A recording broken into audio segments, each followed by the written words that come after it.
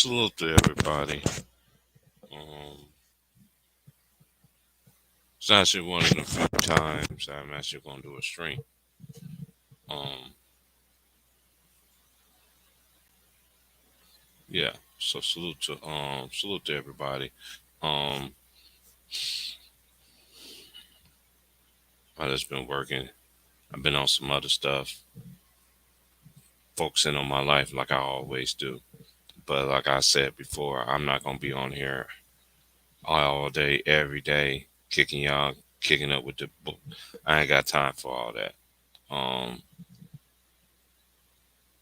I just don't see putting my I always gonna put everything that I do, but when they hold you back and they strike your videos, you know, they strike some they strike the video of me yesterday on this thing I'm just trying to figure out. And I just saw somebody literally taking a dump on the side of the house. It's just like it's crazy, like you can't make this shit up.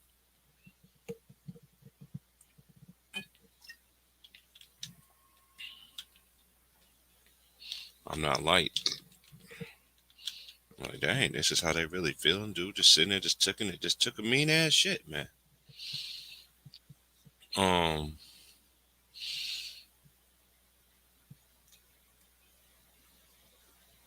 That's why I've really been on the college basketball. That's all I've been doing. I've been watching the college hoops. I still watch the NBA, see what's going for, the narratives that they want to push, and narratives, other stuff. And Steph is going to probably break the record. I know you need two more. They do play the Knicks tonight. Um,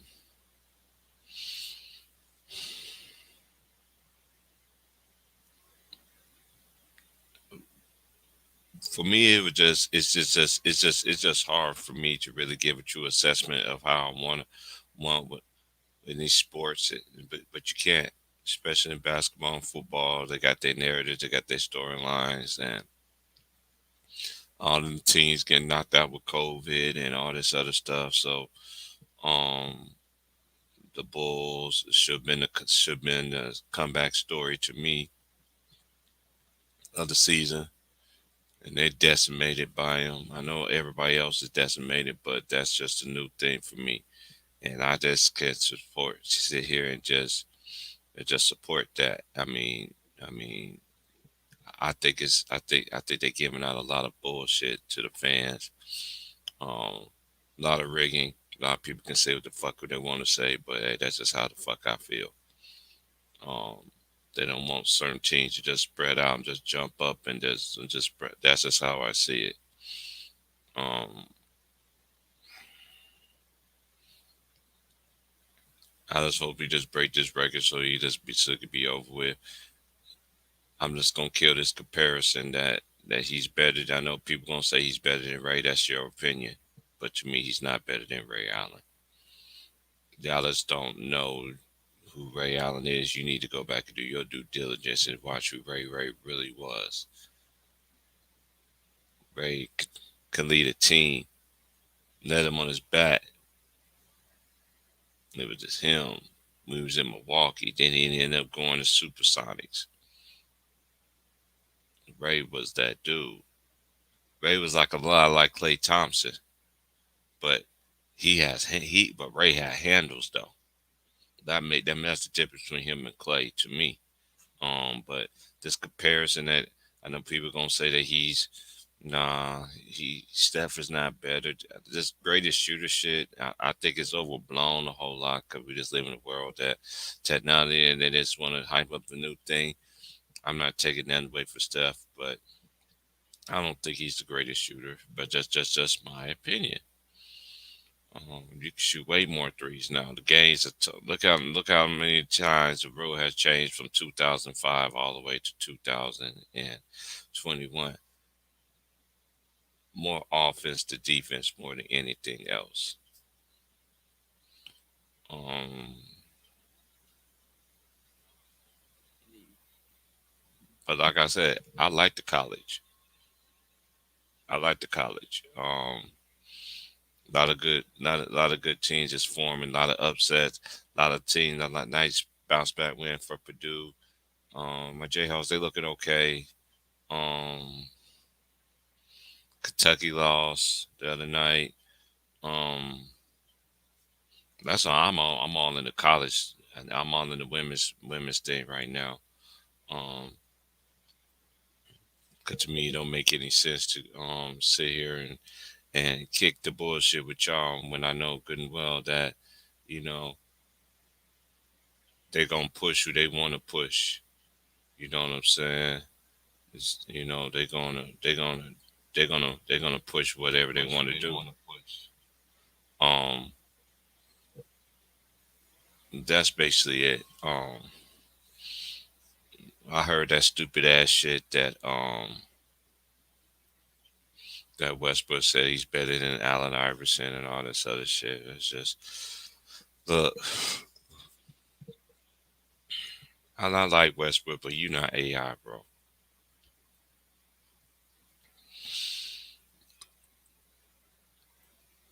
It's the thing is, it's so bad with the disrespect and these new players that's playing the era now where and everything is really benefiting.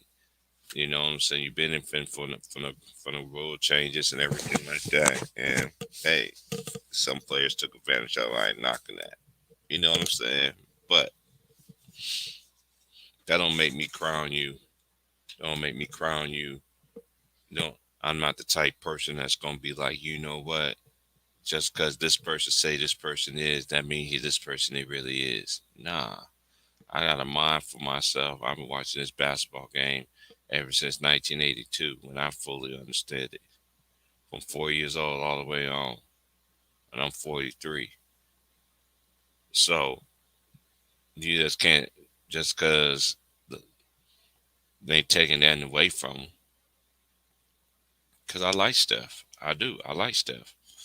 I ain't taking that away from him whatsoever. But he ain't Ray Ray. Him or Ray Ray, they are totally different players. I seen Ray play on the highest level at UConn when against Allen Iverson in the Big East. That's when the Big East was the Big East. That's when he used to have Syracuse.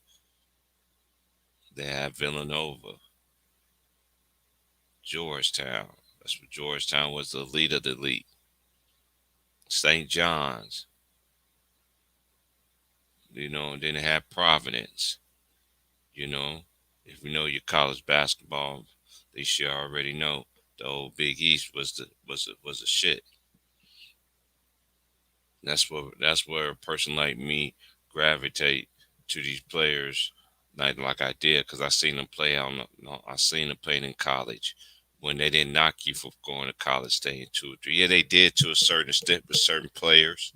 They did, but not like how they do now, where you could stay 3 or 4 years in college. Um, um, you could stay 3 or 4 years. You feel what I'm saying? And they still knock you. You get what I'm saying? Um, Ray was nice, man. From Jesus Shuttlesworth, from He Got Game to UConn. I remember them battles of him and AI going to get it. That man, I just missed them days. That was like that. You know what I mean? Now they penalize you. Look at them players that play for Baylor. That was on that championship team last year. They guards. They got drafted by the Jazz. They don't get no airtime. They played 4 years. Some of them played 3 or 4 years. For as a person to come in, they just basically they just talk to you. They just talk about potential. You know what I'm saying? Everything is based on potential. Everything's based on potential. It's not about what you've done, and that's why a lot of these players come in and they skip the line like they do. But it is what it is. But I still take a player that proves something in 2 or 3 years compared to a person that just give you 1 year and just that's it. You know what I mean? It's like foolish gold. You know what I mean? Share with me once, share with me twice. You know what I mean? But um, but that's why I ain't gonna be on here like this no more, y'all. I'm really on a mission. You know what I mean? I'm in that final. I'm in that final round kind of thing in my mind of what I'm trying to accomplish, what I'm doing in my life. You know what I mean? Because I know what I'm trying to be. You know what I mean? This time next year, I already know I want where I know I'm gonna be at. You know what I mean? So I just on that grind, but I have very seldom will come out and do a stream. Very, very seldom I'll come out and do a stream. I pay the money for it. I won't give a fuck. Shoot, then they don't even let me know anyway. Don't even let me know anyway. Um, when they push my shit out anyway. They'll wait 2 or 3 days later, like they have been doing as of late, which I don't care. Um, that's what they was doing. They was doing the same thing to me when I was on Facebook. I'm like, dang, why you give us a platform for us to speak our minds and all this other stuff, and then, oh, but you can't talk like this, so you can't talk like that, so you can't talk like this. Oh, you going against what we? Nah, okay. I'll continue to do that. And look, I'm not in competition with nobody. Whatever somebody else said about me, it is what it is. But hey, but there is gonna be some closure to it. But it's gonna be closer to it when it's the right time to. Because one thing for sure, I ain't never went out my way said nothing bad about nobody. That's for damn sure. Even if I didn't like somebody, even somebody mentioned me wrong, I still shout y'all niggas out no matter what. That's the difference between me and anybody else. But like I said before, I dropped the link. Anybody want to come on in? Now I'm doing solo dolo. It don't matter to me today. Um,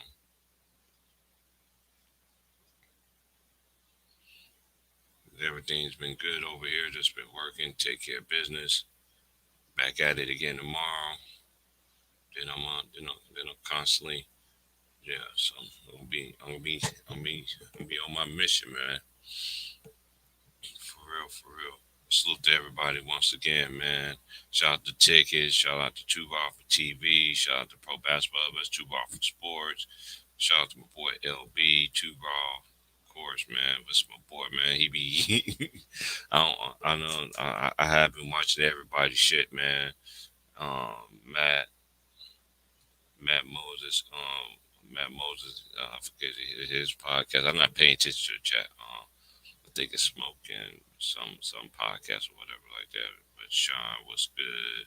Sean Chester the podcast. Bama was good in his podcast. My boy Corey Tour in the VA.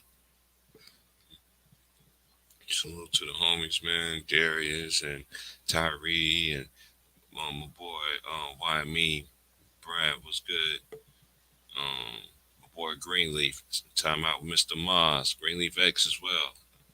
And the ladies, Anna Kay and Aries, Shaquita Davis, and Panama Queen, my boy Jamoris, my boy High Jamoris in Arizona, um, Polo, my boy Marco,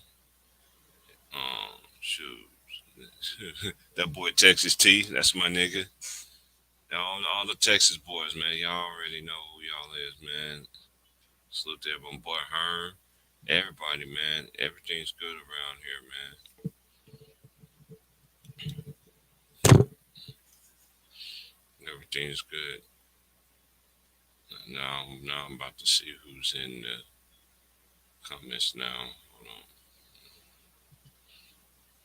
Salute, salute. Let me see.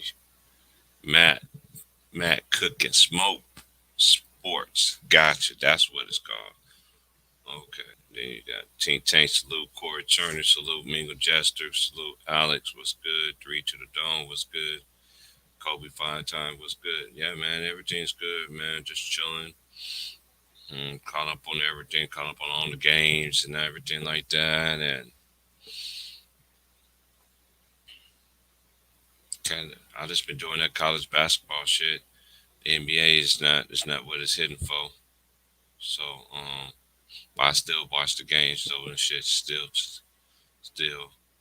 Um, but like I said, if I want to come in, you chop it up. Hey, the link is dropped. Y'all want to come on in? Not, I will be going solo dolo in a minute. I'm just getting myself together here. I got other stuff going on that I'm doing at the same time. So,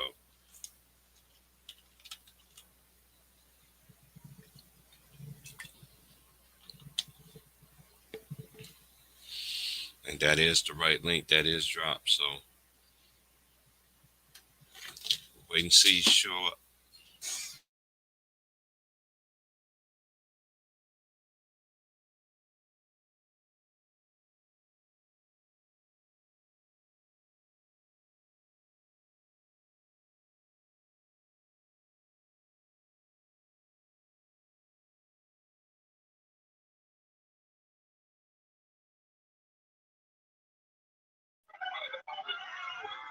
Boy, you been fucking too Top much. You can't do that shit no more.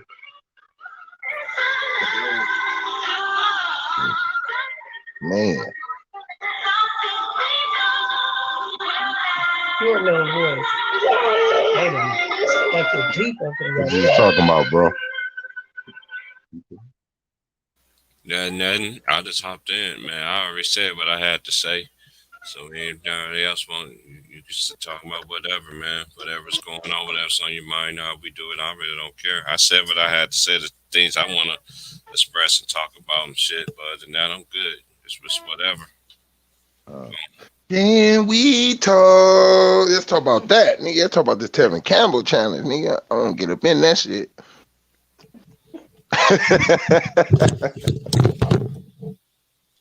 Nah, man, that nigga Steph, he gonna break that shit. You gotta think about it. They set that shit up like that. That nigga could been broke that shit. This shit been set up, nigga. They just been bouncing his balls out. That nigga, they wanted to break it in the garden, nigga. Madison Square. It's a bigger arena. It's more specials, all type of history. You know, it's just better for him to break that there. You know what I mean? Make them feel that and sell out. That shit gonna be crazy. He gonna break that shit. And I don't know if they're gonna make him break it early or late. Shit, they may just make him like play with that shit. He may not even shoot a three until like the second half. Like I'm gonna play with this 2 threes. I got that. And one thing, because I've been watching a lot of the game. You know, me and you've been talking about it behind the scenes since the last time. My boy told me. But yeah, y'all. But you ain't. But anybody that knows me, that knows my number and everything like that, they'll tell you. Look, that video that I posted it on this app that my boy was like, hey man, everybody's on here. Certain homies is over here on this app over here. So all right. So I was like, what's the first thing I'm gonna do? Posting up here. 'Cause I was just sitting here. Matter of fact, I got done blazing. That's what I was in. I blazed. I called you this morning, man. I took a little trip out of town, man. I drove for about 45 minutes, man. You answered the phone, man. Like shit. Like shit. Let's go for the ride in this thing. Man, I went for a ride. Boy, it was nice. It was nice, It man. was snow, you say? Oh yeah, certain places got snow. Yeah, certain places got snow in Eugene, but where I was at, we didn't get no snow. What's up, LB? My boy LB, man, drop that shit.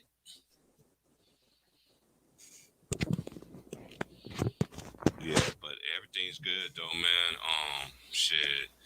But I was saying that me and OG was talking about that too. We was talking about, man, Steph could have been broke this record, but I was like, yeah. Then they're thinking about it. OG was telling me that last night too. He's gonna break it in New York. They don't want him. He could have been broke that shit. They're gonna have him break it in New York, Madison Square Garden.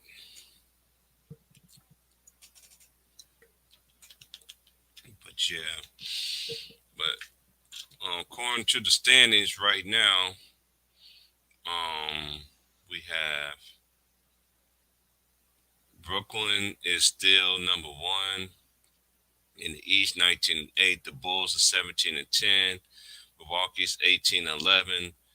Cleveland Cavaliers is 17-12. They're the fourth seed. Miami is the fifth seed, 16-12. Philly is 6, 15-13. The Wizards is a 7 seed, 15-13. Then you got the Hornets at 15-14. Boston is 14-14. Then you got Toronto Raptors. They 13-14. Atlanta Hawks they 13-14. Now we go to the West. Golden State is 22-5. Phoenix Suns is 21-5. Jazz is 19-7. The Grizzlies is 17-11. The Clippers are 16-12. The Lakers are 15-13. The Dallas Mavericks are 14-13. The Denver Nuggets is 14-13. Minnesota Timberwolves is 12-15. Then we got the Portland Trailblazers at 11-16. And the games tonight, of course, is going to be. I know it's got okay. Tonight's going. It's Raptors and Nets, Warriors and Knicks, Suns and Trailblazers. Then we got the Pistons and the Bulls. Oh, that was postponed. They postponed. That game is postponed. Hey, I was looking at something and it was talking about why certain teams are always talked about, and basically they let it be known that they don't talk about players on who really is the best. They talk about what is looked up, what they see us search on Google the most or YouTube. What we want to, they basically listen to the people, and basically majority of the people that does that. That's whatever teams you see, always Dallas, always the Lakers. The reason why they talk about these teams because these teams are the like most searched, most they go off of also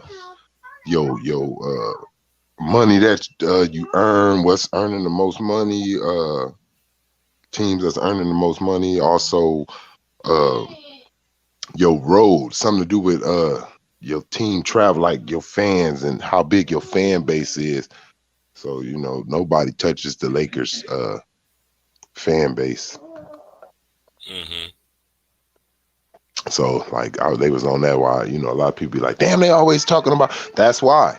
Tell the rest of the world stop being so damn interested in them. Mm-hmm. Yeah, they ain't gonna do that, bro. Yeah. Why nobody talking about? But that's why a nigga can't get all the other stars to be recognized, because the world's just not interested in it. Even though it's an agenda leading you towards other players, it's like, man, like I said, that nigga Joker is not being talked about. That nigga's having a better season than he did on his real MVP season. Mm-hmm. And he's not going to get it. Watch, because he's losing. Mm-hmm. He ain't going to get it because he's in a losing. He got a losing, not a losing record probably in the East as so much, but like, you got a losing record in your conference. If he was in the fourth, at least in fourth place, he'll be the leader in MVP voting.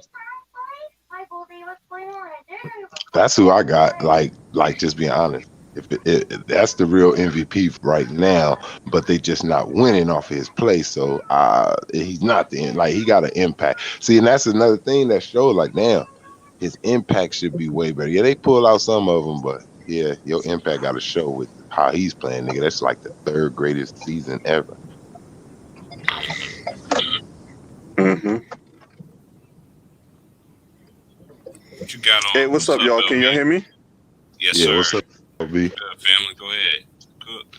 Man, I got time to talk now because some cracked out Karen lied on my name, got my Lyft account suspended, so I can't make no money right now. Fucking Wow, what the she get fuck? attacked by a bunch of Rottweilers, mother. I heard you. I remember you. I was listening to that stream that day. You was talking about that shit, man. And that's when everybody be thinking I be going on my little runs and shit. I'm like, dude, people just don't understand, man. Go ahead, LB. You got the flow though. Go ahead, Cook. Yeah, man. So as far as the MVP go, and it's interesting that Trayvon talked about that because I don't think Jokic deserves to be the MVP despite putting up all these gaudy statistical numbers and things of that nature, because the Denver Nuggets were losing games they had no team, the team they had no business losing to. And it's like, I look at that and I was like, we sit up here holding, we want player accountability and all that. I'm like, oh no, Yep. now how come all this smoke ain't been brought to Jokic? Man, Jokic out here putting up Hmm. gaudy numbers and all that. His team not winning, you know, and like, Is you getting on impact, LB? I'm just asking. You talking about like the impact, right? Still of your play, like the way he's playing it, but there's no impact behind it where it's not bringing out a win. right, it's empty. All them things, Yeah. them gaudy numbers is empty, and it's the same dynamic we talk about Russell Westbrook. I mean, we beat Russell Westbrook to death, but gaudy numbers that really don't mean nothing. The same energy can be applied to goddamn Jokic, Facts. Facts. You Mhm. right. Hey, and and that's then what I think you said that last on your when I was listening to your stream. That's what made me start really paying attention to it. Like, you know what? Let me cancel out these niggas' stats. This nigga done lost 5 games straight with a triple double. Fuck this.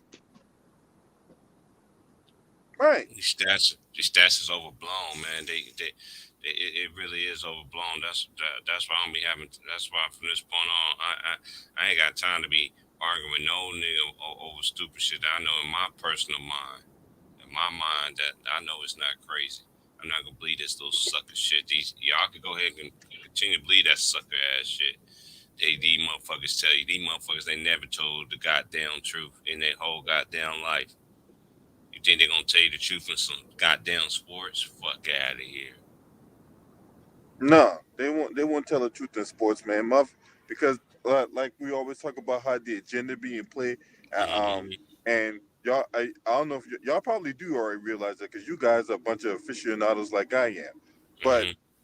we always talk about come like halfway to like quarter way into the end of the regular season. So I say about 2/3 of the way to all the way to the end, and they Mm-hmm. start talking about MVP. If you pay attention to how they talking about a certain player, that tell you right there who they vote for Only one that's MVP. sitting there they talk about is Steph. Only one that's sitting there they talk about is Steph because it is. Cause me and Trey was talking about this behind the scenes, and I'm just like, man, this EV, I even said it on my stream. I don't know which stream I said. I was like, this, I'm like, it's kind of crazy how this MVP discussion is like nobody nothing to talk about. Now they're talking about it day to day. Like when y'all start doing this shit day by day now. Like, you know what I'm saying? I know y'all been listening to us what we be talking about. Especially niggas that really got common sense on this shit. Not no dumbass motherfucker that's trying to do stupid shit just to get views and doing some hoe ass shit. That's one Who thing are Well, ALB that's a lot. and That's a lot of niggas who on are a this. few other players? Who are a few other players? I know it probably not be, they probably ain't got the whole team on their back, but just like to open my eyes, just in case I ain't watching them or watching that team. What other players, and to open up other people who listening, like just from your point of view, because I know you already be knowing the stats. So, what other players got this same little pattern? I know it's going on a lot in this generation anyway, but just to name them so people can know other players that got empty stats. Like you got the stats, but you're losing. Did you see that loss? Like how Kobe, Mike, they wouldn't. If I got like Mike, he don't. If you look at it, everybody like praised that game that he had against the Boston Celtics, like when he broke the record. But I know Mike don't like that game because that's a goddamn. I didn't win that series playing like that. Hmm. So it's like fuck the stats and what I was So putting up on them. So what other players that you watching that's putting up stats, but it's not impacting their team in a good way to where they're winning, being in playoff position or anything. well, see, the whole problem. I have a few names I wanted to rattle off. The thing is, the you new league probably mentioned the rules. I same ones want to I'm know thinking them about. too. Hey, Cause rattle them things off. Rattle go them ahead, off. LB, go ahead. The You new got the league flow, G. rules have really put through a monkey All wrench into a lot of these players' Mm-hmm. stats and shit like that. With the because they're not leveling the free throw line, but some guys that stand out: James Harden, Damian Lillard, Bradley Beal, Mm-hmm. um, who's that?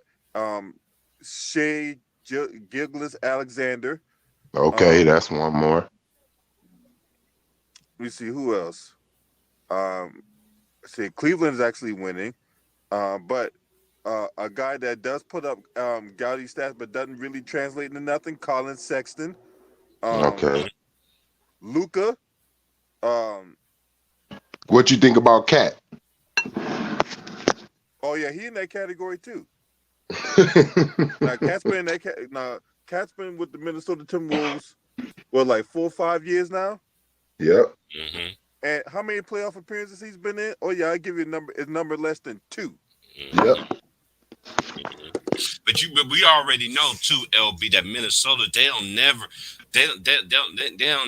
ain't never been really pushed into a franchise. But his impact, him as a franchise player, him as a franchise player, you supposed to change the way them niggas. I'm gonna tell you who impact shows on that team though. To me, Anthony Edwards. His game has impact on that team. Oh yeah, he's balling. He's balling. Yeah, because when they play like shit, they don't go nowhere. I ain't gonna lie, cause I was one of them. I was on him too for what he said, but then at the same time, I had to apologize to him as a man because at the same time, when you lost people like that man lost, or lost anybody anyway that was real close to you, you don't know what you're gonna do the next fucking day. You see what I'm saying? So you're so quick to say that I might not be into this, I might not be into that as of right now. Could they get in that moment of grieving? You know what I'm saying? Man, I learned a long lesson about that, man. That's why I don't jump to people's guns and stuff like that. Go ahead. So who else you got after Cat? Who else leading the franchise that impact on show or play? Oh, I know. Did you say Boston too? One of them? Jaylen Brown? No, Yeah. not more like Jaylen Brown. Jason Tatum. Jason Right? Tatum, yeah. No, Jason Tatum. That's who I thought you said. Yeah. Yeah, Jason Tatum. Yeah, they won last night, but as far as like long-term winning and all that, no, they haven't really translated into long-term winning. And it's like, I mean, Julius Randle is another guy put up gaudy stats, and the Knicks are trash, right? Mm-hmm. I mean, for crying out loud, the dude don't even know how to beat double teams. He's learning because he only know how to go one way. Right. You can't be double team going one way. And this is the thing, and I said this earlier too. Now he's got to get himself adjusted, get his game to the next level of learning how to deal with double teams. You see what I'm saying? And learn how to use that's why basketball, you learn how to dribble left hand, right hand. Just in case they take your left away, you can still go right. And you know, another thing I always talk about too is guys needing to be more instinctive with the basketball, right? Mm-hmm. Mm-hmm. Too many turnovers. It's too many turnovers. I never seen so many players that considered to be point guards. And it's not defense being played on your ass like that for you to be. It ain't like it's a forced turnover. Exactly. It's a straight, like, dumbfounded moment. Like I never seen so many professionals do this. Like, I understand some players can in certain moments. You have no choice. Like sometimes you really want to shoot it and a hand come out of nowhere. You like, oh shit. Like, yeah, now you got to pass it. But I never seen so many players. You learn this shit in high school, middle school. Don't leave your feet to pass the ball. Like, niggas leaving their feet on purpose, getting stuck. Dude, now that somebody go over there and cover the guy. Defense to be played like somebody that. Go that dumbass shit. A-Trey is, if it's that, or they picking up their dribble past half court. And what's up with the travel, LB? Like, a motherfucker don't know how to do a jab step and go the other way without traveling. Look, so many times they do that now. They'll jab step a dude, and then they footer come off the. I'm like, why you not putting the ball down? Like, what's wrong with you guys? Like, damn, it's a jab step, dribble, bounce the other way. That's what I'm saying, man, because you know why, though? It's too much that one and done shit. Stay in college and learn some fucking fundamentals. You want a nigga to pay you. It's like getting it's like coming to work, getting paid for training. Like, you know, I know that's good for some people, but if you're a real smart business coming like, yo, I don't want to pay a motherfucker to learn how to like do this. I want them to already have the fucking certificates and shit and already know how to do this shit. Like, man, I don't want to be training a motherfucker like, man, and paying them. So that's what you want me to do, basically. You come in one and done, don't know everything, don't know how to read defense, or don't know how to read or run plays right or whatever, know how to set pick screens because you didn't stay in college to learn everything. Or You got or like you got to understand as a basketball player, right? Because I played basketball. I played basketball before I went in the military and all that, right? You got Yeah. to understand where and how players are positioned and all that, right? Hmm. Some people might be cheating over in the event you might drive. Some people On cheat over, purpose, yeah. yeah. Some people intentionally cheat on the weak side to see if you're gonna drive or not, right? And Yep. sometimes your defender might be putting you in a position to bait you in the drive so Yeah. that way they can get that double team. So it's Hmm. like Most of the with time, that, that's what they doing too. right? A lot of times, like I keep saying, basketball is such an instinctive game. I love the game. I love the way people instincts comes in, right? Tell But me, some people let me, got bad instincts. They're out here taking bad shots, making bad passes, right? Dribble themselves in the double team, then look to the referee to bail them out yeah, when they yeah, put themselves in trouble. And it's yeah. like you cannot do that type of shit. That type of Nah. shit not winning basketball. And Especially if you're out of and control. If the ref see you out of control, he's not going to call that because you were already unstable. So you can't try to make it look like somebody bounced you off balance. Like what? What are you trying to do? You were off balance before you even got in the hole, right. Now you're off balance. You don't you have no way to go with the basketball and all that. man. And it's like Right. What you think about this, LB? What you think about this? Like on defense, I feel like to an extent, you don't even got to be great. But if you playing basketball, if you do something for so long, I feel like you kind of, it's like just comes natural. Certain shit, you know what somebody wants to do, out there. So I feel like certain players, like if you're great on offense, I feel like when you play defense, you kind of know what a player can do because you can do it all. So if I'm in a position like this, I know every move you can do this way. Like I know everything, and I know you. I know what's in your arsenal first of all, and I know what's not in it. So as a defensive, like as a just a player, period, on both ends, if you studying it, that's how I look at defense. Like I kind of know if you backing me down. The way Mhm. that I know my shoulder on you, if it's the left forearm or the right forearm, and my left leg up, I know what you can do. All right, my left leg is up under you. You got the spin left. You can spin left. I know you got that move. You got the pump fake. Pump fake is already in my mind, but I know you as a player if you're a pump faker or not.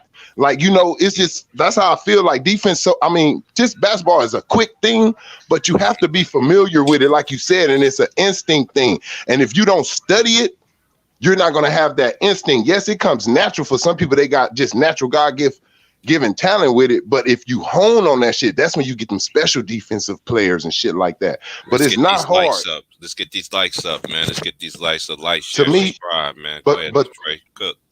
But to me, I feel like you kind of should know what a player. It's just like what they say, takes what the defense gives you. So Mm-hmm. what I'm giving you, I know what you can do with it, with this space. So I got like three guesses. It's like multiple choice. Either this nigga gonna do this, this, and this, and I'm gonna know when he do it because of when he go for the move. I know what he's gonna do. hmm What you think about that? so yeah, that to me defense is all about effort and want to, right? Yeah, you guys all about effort, right? You Defense got is all about want to, right? mm-hmm. Look, Determination. when the motherfucker got the ball, you in front of him, you be like, I be damn, this bastard will go right by me.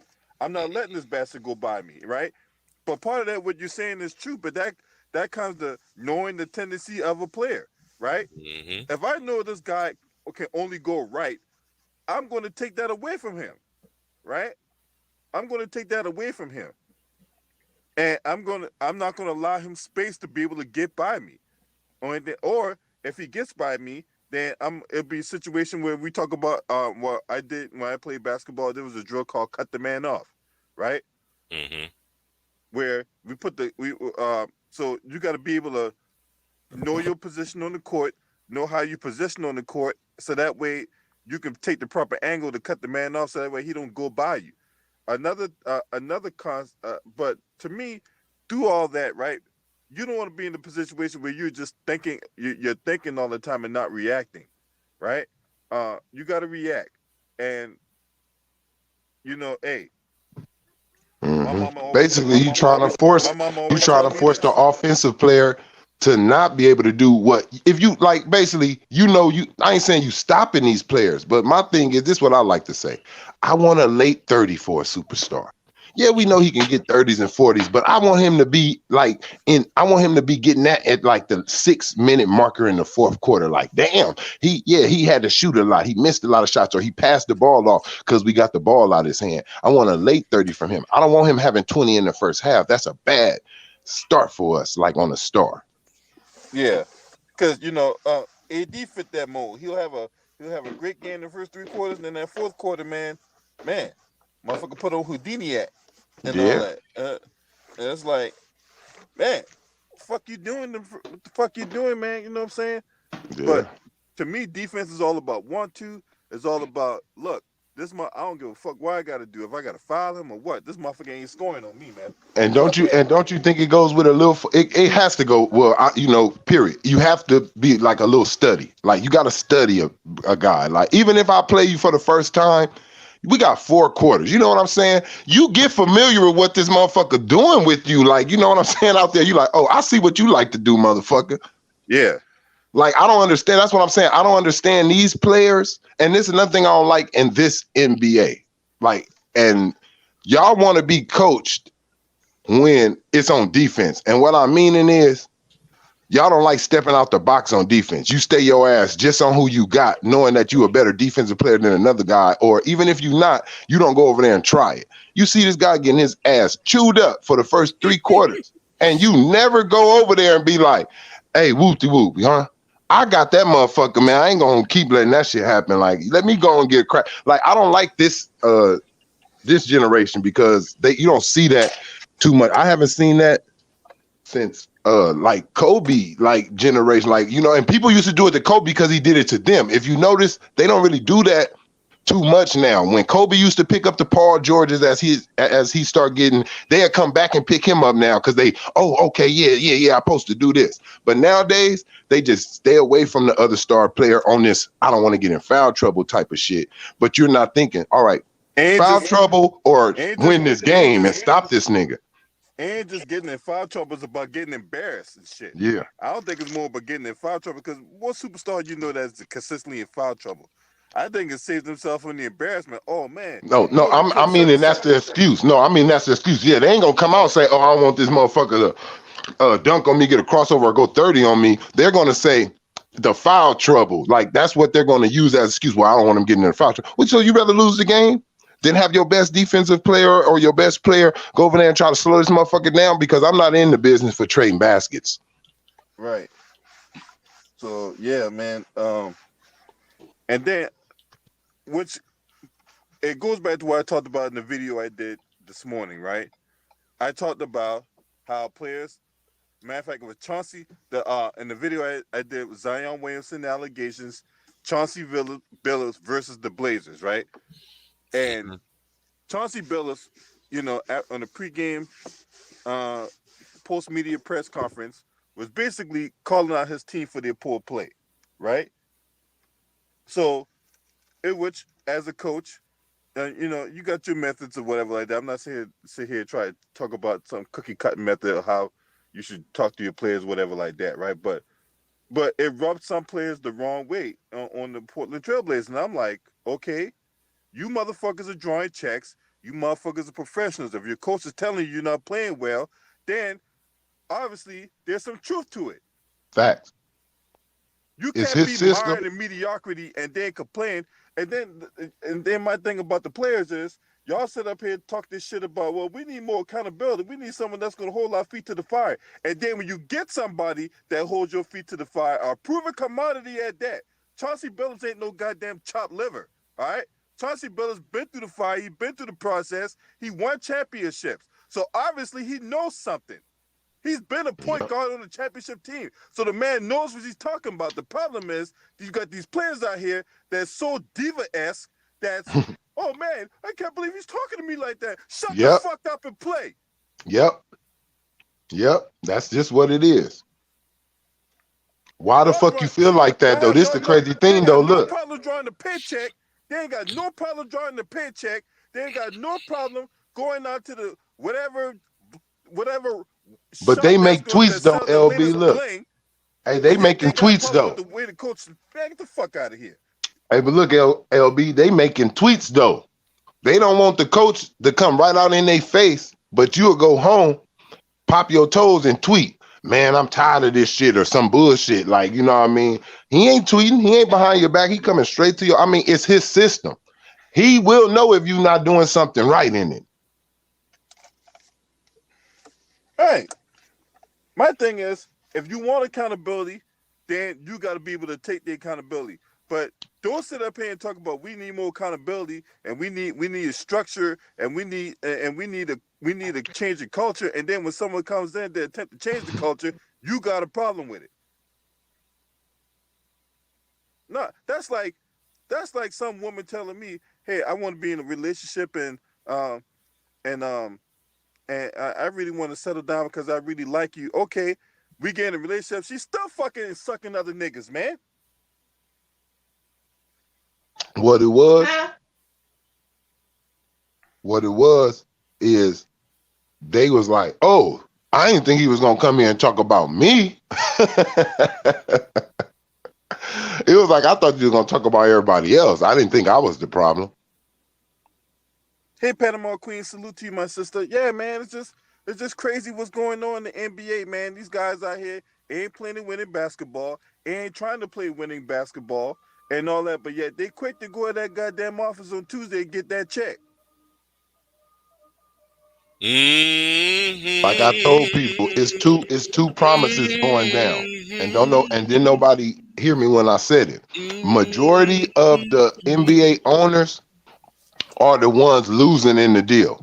When they sign you and when y'all talk that extension in that contract, you promising them to bring them a championship. And majority of the time, they promising you money. Guess what? Guess who always mostly get what they want? The players. Y'all always get the bread and they usually don't get the championship.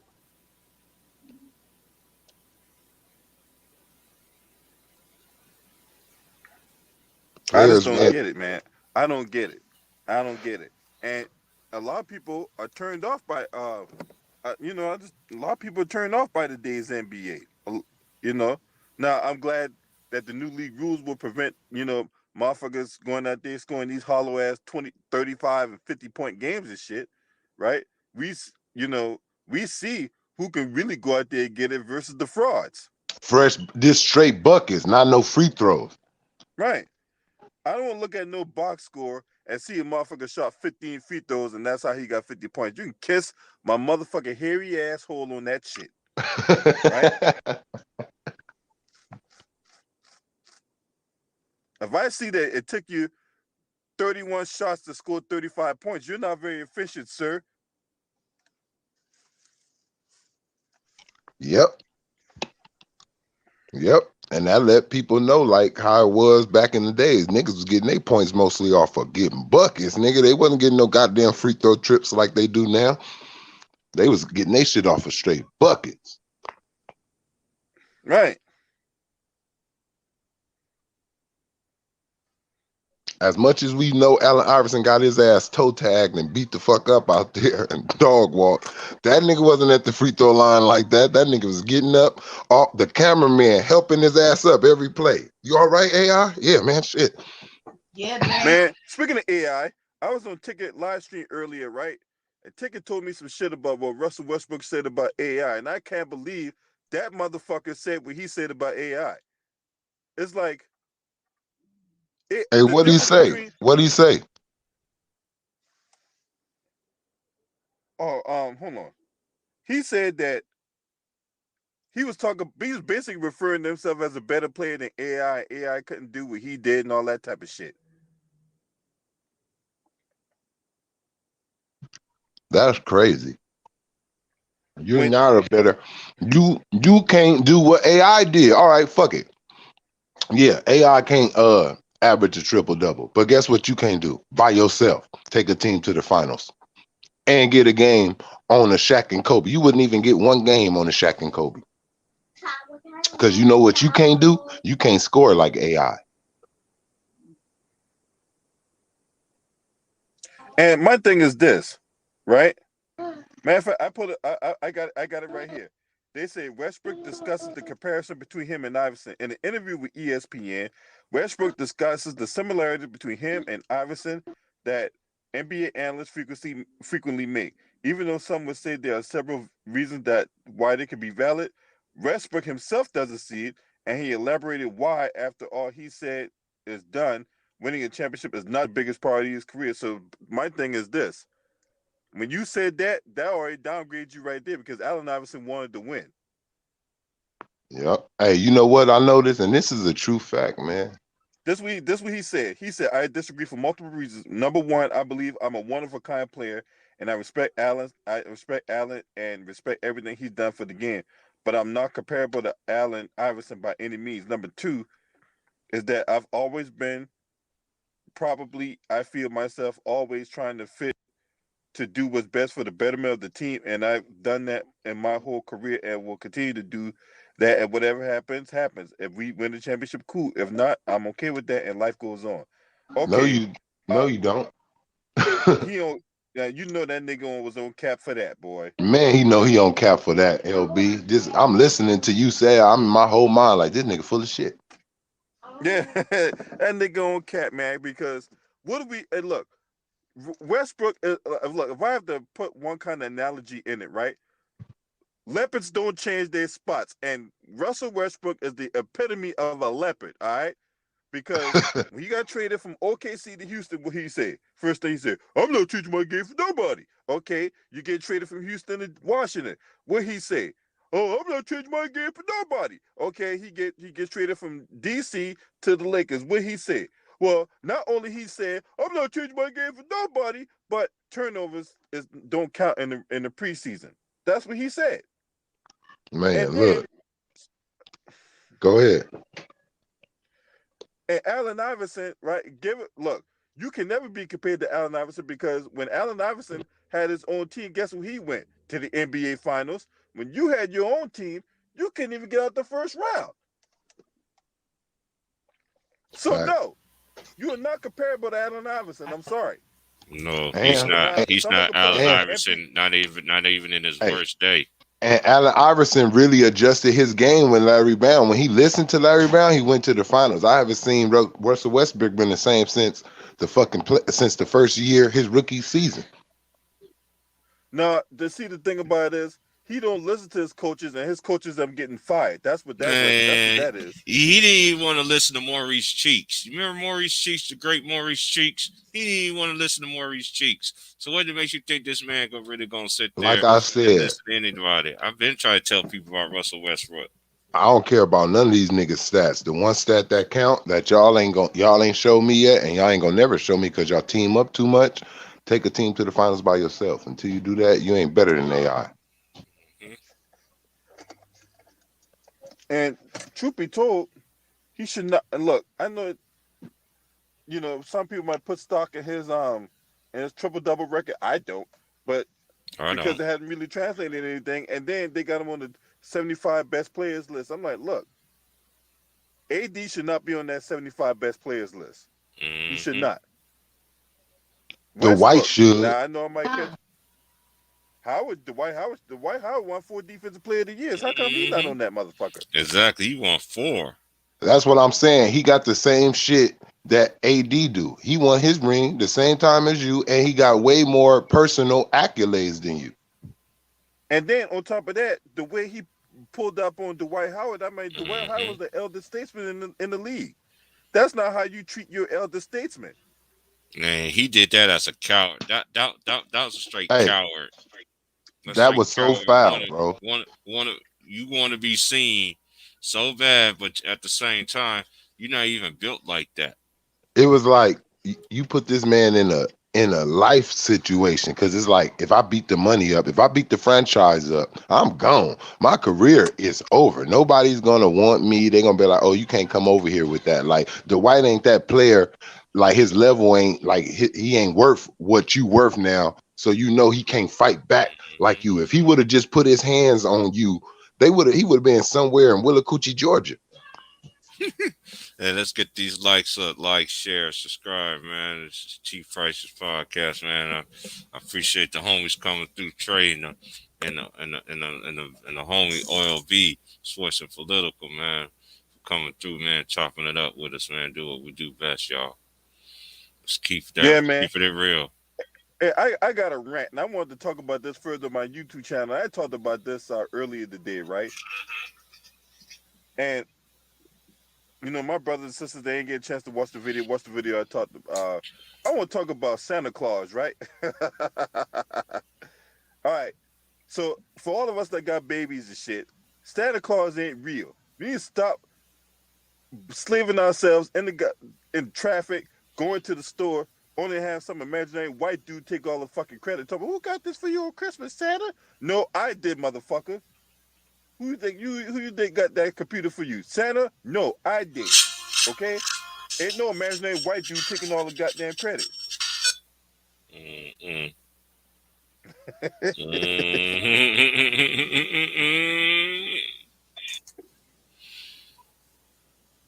So that's all I got to say about that. I'm gonna talk about that on my channel because I'm gonna go in. I'm gonna go knee deep. Yeah. You think this? I think this. I think this. I think this record gonna end tonight. I think he gonna break this shit to get it over with. I think it's He just might gonna be. he might do it in the first 2 minutes of the game. He might do it. Mm-hmm. Mm-hmm. The OG was talking to me about that. It's like, man, before this even started, he shout out to the OG, man, that work at Southwest College, man, Southwest Oregon Community College, man. He told me, he said, man, Steph gonna break that shit in New York City, man. Why should I tell you? I think the OG's gonna be right. Yeah. I think he's gonna be right. Cause this is way before they start talking about it. It's way before he start coming close. He said Steph gonna break that shit. Then he started talking about it, and I was like, yeah. I was like, I remember what you said. So we'll see, man. And then they go take care of business tonight against the Knicks. The Knicks Yeah, they Knicks are look up. trash, man. The Knicks looking very bad, man, right now, man. I want to, and this is the thing. R.J. Barrett, like, where are you, man? I've been watching more of the games this year of him, man. He's too up and down. When you get, and a lot of times too, LB, we try to explain this last time we was on here. When you get drafted 1 through 10, you're supposed to be coming and being a difference maker. When you 1 through 10, Right. You're supposed to be a franchise you know altering what type I'm talent when saying? you get Right. drafted that high. Hey, so Dell Curry going to the game tonight Oh shoot. Okay. without Sonya though. Oh, you already know it's gonna be without Sonya, bro. You know I don't get into all that. I'm not Like I, getting into all that either. I'm just saying. yeah, like I ain't never got into that Stephen A. and all that shit. And I don't know if it's a publicity stunt. I don't know. It's just too much other extra shit that I Man, don't like to. I'm not talking about that whole Stephen A. Molly Cam. All I know is Stephen A. Smith is a fucking coon and is a fucking clown. That's all I need to No, know. no. That's all. Who he want? What snatch he want to call himself licking up on and shit like that. I don't got nothing to do with that. Mm-hmm. Yeah. It's just a shame because that's why it's like with me. I mean, that's why I was on my last stream. I was telling everybody, I was like, listen, man, I just can't give it all like I can, man, because the NBA has their agenda. To me, the Bulls should be the best story right now. Them and the Grizzlies coming from the West, one from the West and one coming, and also Phoenix, keeping up the common ground and everything. There could be multiple stories to be made, but they don't want to bring up these multiple stories, man. And all these and them teams is getting knocked out with COVID and the Bulls is decimated, man. That's just, I'm like, man, how can y'all do this to the fans? But that's how y'all. Man, to me, that's how I figure out that just to cover up a lot of this shit that they doing. Yep. But that's just how I always feel about it. You know what I'm saying? And I'm gonna still say that, man, because you try to say that certain players. So Horn Tucker now he's out because of COVID reasons, is what they're saying. So they try to make So is he out? Is it cover protocol reasons or some injury kind of stuff? No, it's COVID protocol. Matter of fact, the Lakers shut down the practice facility. Okay, okay. Something's bigger gonna come out of this shit. I don't know what are they trying to do with all this shit. I don't know. The Brooklyn Nets got an outbreak and shit. Yeah. Just like the Bulls and man, it's crazy, man. Why am I surprised at that? No. No. Especially when motherfucker, and then you got that jackass Stephen A. Smith banging on Kyrie all the goddamn time. Man, I kick that motherfucker in his ass, man. Motherfucker. He's sitting I'm up there like banging on Kyrie. I'm just sitting there like, dude, I'm just like, and then I don't understand that either. It's like, dude, y'all ain't that dude. When they start banging on And I'm gonna tell you Kyrie, why. go ahead, But I'm bro. gonna tell you, hey, T Price, I'm sorry, man. Go ahead, LB. I Go gotta ahead. talk to you because there was a concerted effort of misinformation by the media, by the Mm-hmm. mainstream media, and people that ilk, because it comes down to one thing: money, right? Mm-hmm. It comes down to one thing. And it was a common sense approach that got overlooked and undervalued and all that. You had a whole bunch of COVIDiots on TV and a bunch of COVIDiots on social media, right? Mm-hmm. The thing is this, right? It was a common sense approach. When you go get a flu shot, did that stop you from getting the flu? No, they're gonna give you the No, flu. it does not. It does not. It's a virus, right? When you go so quote take the antidote, I call it, right? Because we're not gonna say the V word. It's Mm-hmm. the antidote or the potion or the concoction, right? Mm-hmm. Whatever tickles your fancy, right? When you put that concoction in your body and shit like that, that's a virus, a dead version of that virus, right? Which your body is designed to fight off. Should you as a test run, should you get the real thing, right? Mm-hmm. So if you understood that principle or whatever like that, then you should not be swayed and whatever like that by the media kind of talk about what's going to prevent you from getting. No, it does not. Stop that bullshit. All right, Mm-hmm. they talk this shit because motherfuckers is trying to get paid. All them companies, whether it be Pfizer, Moderna, fucking Mm-hmm. Johnson and Johnson, all them companies that work here trying to get paid. That's why you're gonna see these executives come out later on and talk about all these bonuses that they gotten and all that. All these CEOs, oh man, he raked a $3 million bonus, right? All this shit, right? Because Mm-hmm. motherfuckers is falling for the banana in the tailpipe, right? If you understand how viruses work and you understand how your body works, you should not be getting caught off guard by what Anthony Fauci or some other quote unquote distinguished honorable gentleman or some Mm-hmm. distinguished honorable chick that they bring on. No.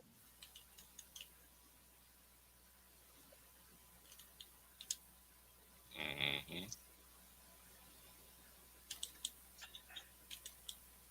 And no matter what virus it is. So everybody talking about some miracle pill or some, ain't none of that bullshit. Everybody be spouting on TV. Well, that's all I got, man. I mean to be ranting and raving, man. I ain't got nothing but Man, you time, man. good. Man, you good, man. Go ahead, man. Hey, you don't have to be on here like that. You know what I'm saying? So it's all Yeah, good. man. Yeah, cause that bitch cost me my livelihood, man. I don't like that shit. Mm-hmm. Now I gotta manufacture ways to put a little bit of dough in my motherfucking pocket. No thanks to this bitch.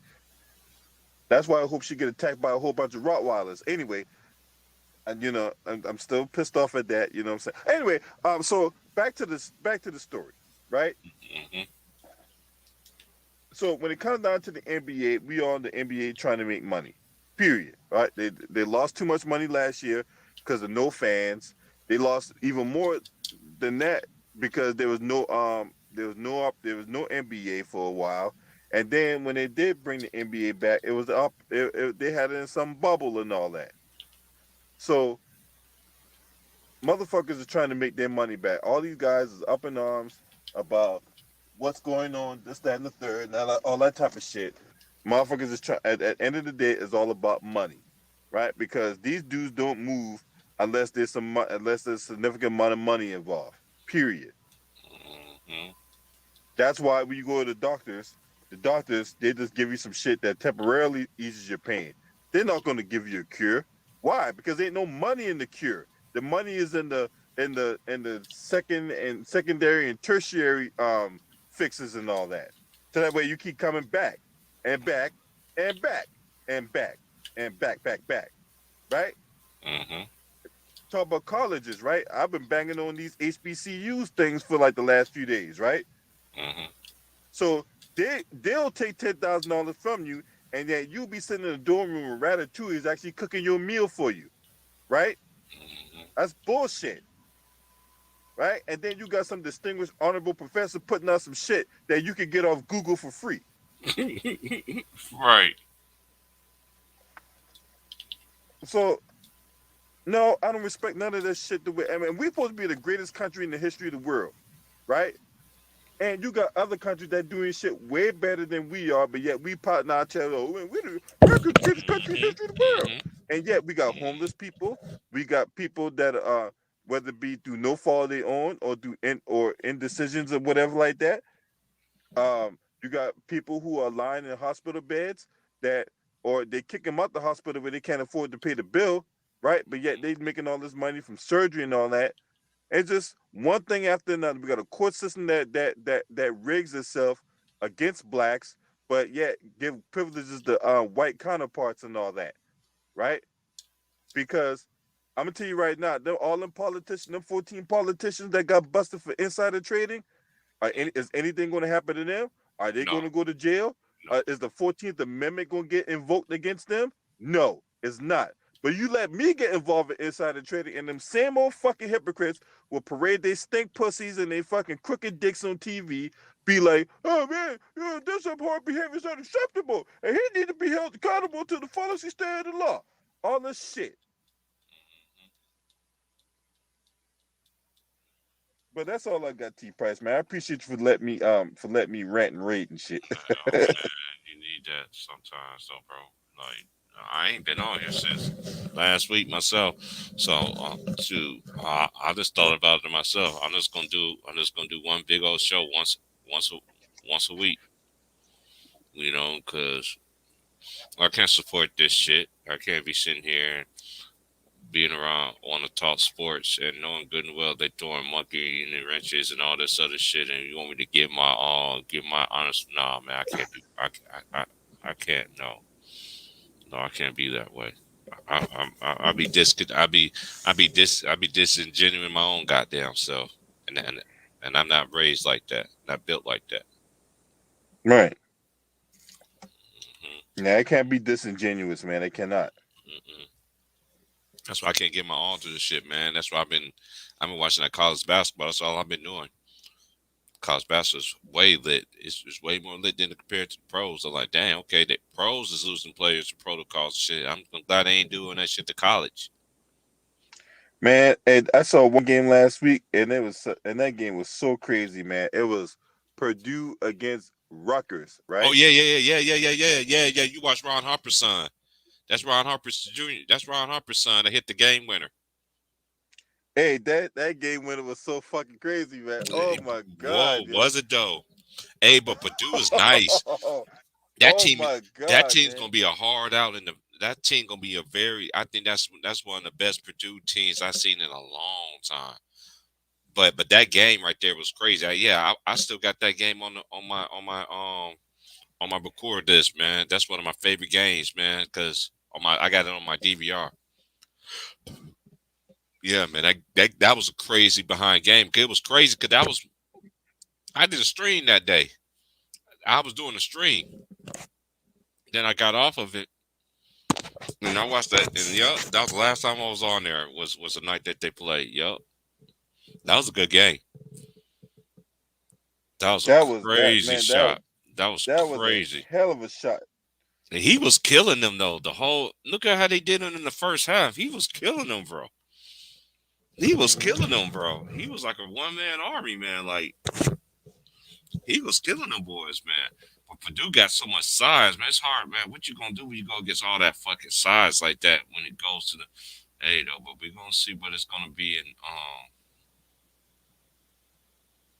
mm-mm, I tell you this though, what they need, hey, them mm-mm. dudes, hey, the way to beat that side, you better be hot from the outside. I tell you this, man. Ain't that the truth? You see, man, they so tall down there, and then they 6 man that they can come off the bench. He should be starting. Yeah. Purdue is nice. Who else I like? I like Arizona. Arizona looks totally different this year. My team is the Jayhawks, so I'm very I'm hard. I'm very hard on them anyway. But I like what old boy's doing. I like what Shaka Smart is doing in at Marquette because everywhere Shaka Smart goes, he has great success, and he already having great success over there. Michigan. He at Marquette, is he an assistant or he the head No, coach? he the head coach. He the head coach of Marquette now. Yeah, he at Marquette now. I Mm-hmm. didn't know that. Yeah, Shaka Smart. Yeah, that's where he at. Yeah, college basketball. I'm into that shit, man. I'm into that shit. I'm into that shit. Man. That's all I know is college basketball. College basketball season start, man. It's off the chain, bro. That's all. That's all I'm be doing these streams and all this shit like I used to and all that shit because I know the NBA is full of shit. So at least college basketball ain't full of shit yet. But if college basketball is I don't think it's gonna be like how like they're doing in the NBA right now. That's all why I'm really all into that college basketball, the men and the women, man. I still think South Carolina girls gonna get it done this year. They just got some payback. They got some payback they want to do. Don Stanley got them girls hooping over there. Don Yeah, Stanley. man. South Carolina, women's basketball, they are unstoppable, bro. Mm-hmm. Hey, they are They solid, got man. everybody back. And it's like I tried to tell Lou. It's like I told Lou was like, they always struggle. Like, hey, Lou, every team always struggle at one part of the time of the season. Every great team in college basketball does that. You just ain't gonna go all the way just whooping every motherfucking body, and then by the time you do lose, it's the worst time to lose it. It's the one and done situation. Mm-hmm. That's when then at all season you're gonna have a bad game like Gonzaga. You see they up their tournament. You see they upping up their Competition. competition and then getting their ass beat. You see what I'm saying? Alabama Yeah, got them boys. You yeah. know You what I'm just can't saying? go around playing like the Mount St. Mary's of the world all the goddamn time. That's their conference though. That's in their defense. That's their conference. Okay. You know what I'm saying? They Mount St. Mary's always been in St. Mary's always been the hardest competition in anyway ever since they first started that shit. Man, 'cause Mark Pugh been doing that shit ever since we was young. LB. Yep. As a matter of fact, I remember when he started. Me too. Hmm. I remember when Mark Few started. I'm like, God damn, that motherfucker old as shit now. Exactly. That's how I know I'm getting old. I got some homies that stay in Spokane. Man, Spokane is something else, boy. Ooh, I told her I can't mess around with them out there. No, sir. Mm-mm. I love them to death, though. It's very diverse. Town and stuff like that. You know me, because Washington is very diverse anyway compared to Oregon. It's 100 times more diverse. How far is Spokane from Seattle? Oh, 'cause I know I'm It's got to about. be like about an hour or some shit. I know I know where I'm at. I'm about 7 or 8 from Seattle. Spokane. I used to know Spokane to Seattle.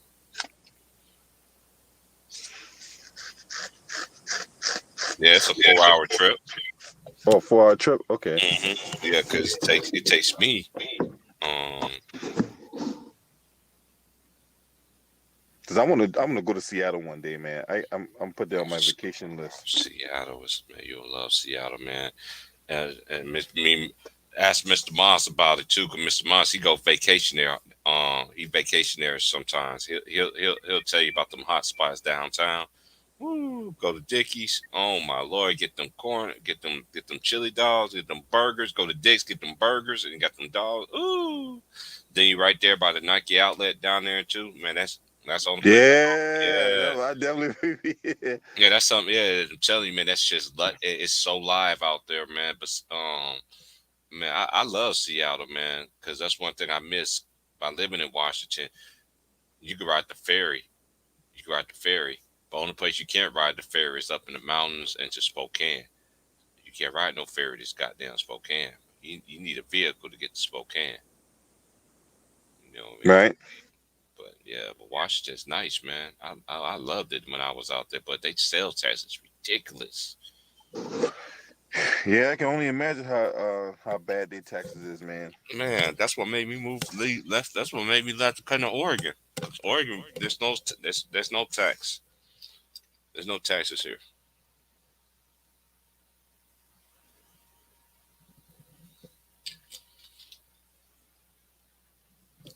If it's 99 cents, my G, it's 99 cents out the door.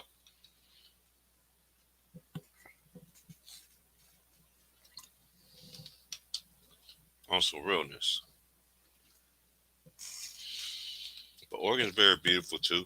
It all depends on where you at. I'm on that coast life right now, so I love it out here. But it's time to get the bound to get around more segregation of niggas where there's more of me at where where I'm at where's there's so much less of me. Most of the black people they either live here, either they live in Eugene, they live in Portland, either live in Portland, Oregon, or they live in Eugene, or they live in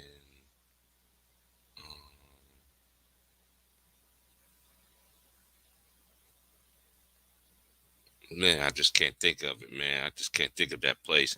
And I can't think of that place either, man, because yeah, that's on the side of Tyler, Oregon. I know about grits and shit too. Dang, where is that? Cause that's over there. It's right there by the eye of that. I can't think of the name of the town is, but it's right there on the on Montana border and shit. But that place be lit too, man. Oregon is okay. Yeah, man. I got tickets to go to the game on the ninth when the Lakers play the I mean the Lakers play at and they're gonna play at the Mata Center. Yeah, I got tickets. My tickets. I got my tickets last week. The Man. homie hooked me up with a ticket. Yep. I always go to the. I tell you, I used to tell people all the time I was on tickets. I always go see the Lakers all the time. But I did. But when Kobe died, I took a step back. You know what I'm saying, from watching the Lakers and all this other shit. And then this gonna be my first game going ever since he passed. Because every game that I ever went to always was either him or Shaq or Derek Fisher was playing on the team. That's gonna be the first time going to a Laker game where I've seen none of them three. This shit gonna feel weird as fuck. And I got good seats too. My homie always hooked me up with good seats. So you know I'm gonna come in there, mama mentality all out. I already got the fit already hung up. I ain't never put it on anything. I just don't want nobody talking crazy to me when I get there. Just a game, bro. Just a game.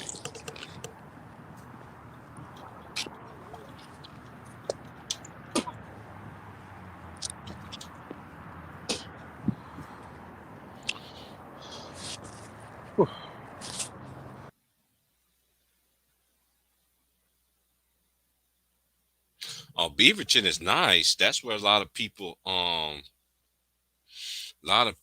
here like most people out here they live in the suburbs out here in Portland. Beaverton, that's where Nike is, you know what I'm saying, is at, you know what I'm saying, the main company is out there, main outlet. You know, they got one in Eugene too, but the main one is in Beaverton. It's nice, man. But the suburbs of Portland is nice compared to Portland. I'm not really a fan of Portland. Beaverton, that's off the chain. I got homies that stay up there too. You know, I got some partners that stay up there. I got some childhood friends stay out that way. I still ain't seen them, and I live in the same state as them. I don't see. I ain't even went to go saw them yet. Yeah, but Beaverton's nice. I like Beaverton. Oh, the place I was thinking about was Bend, Oregon. Yes, Bend, Oregon is off the chain too. That's the only place where you can get some grits if you're a black person, man. But everything's good though, y'all. I ain't really got much really to pretty much say. I already went said what I said I had to say, but anybody want to come on in and chop it up, you can. The link it is, but I ain't gonna be waiting forever for y'all um to come in when y'all get ready, kind of shit. But if y'all want to come on in, chop it up. Cause this would be my only stream I will do today. I'll start doing. I'll probably start doing one stream a week. You know what I'm saying? They don't push my videos out anyway, so they don't want me out there like that. And then when you stand for something, you know, they and then when you go against the grain, they don't support that. They don't support that movement, even though they swear up and down they won't they like people like that, but really they don't. If they do like people like that, they have some kind of control over them. You feel what I'm saying? Um, yeah, it's just I know the House lost last night. House been very disappointing. Um,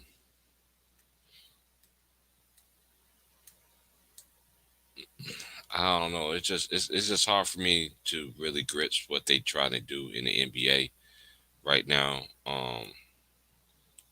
It's it's very hard. Um, what they trying to do. Um, um,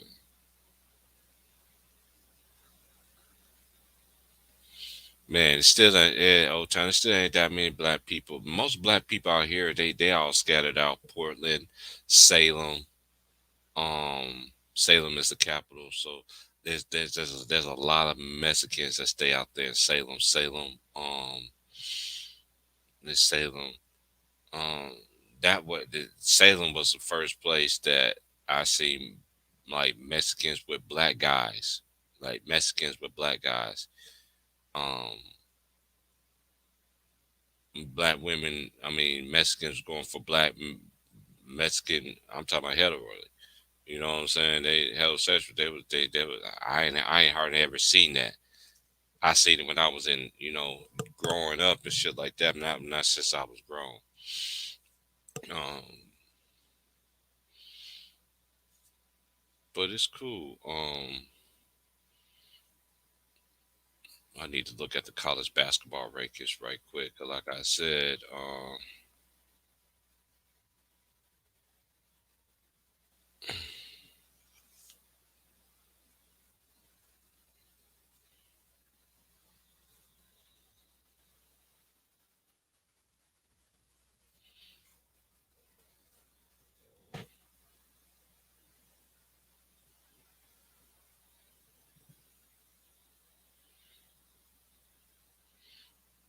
okay,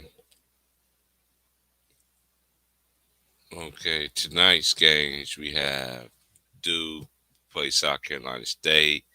Alabama, they six. They're number six. They play Memphis. Memphis is a good team, but they lack a point guard. If you're a point guard and you want to play with talent, you got you got one of the best minds in Larry Brown. Go to Memphis, please, because that's if Memphis had a point guard, they'd be undefeated right now.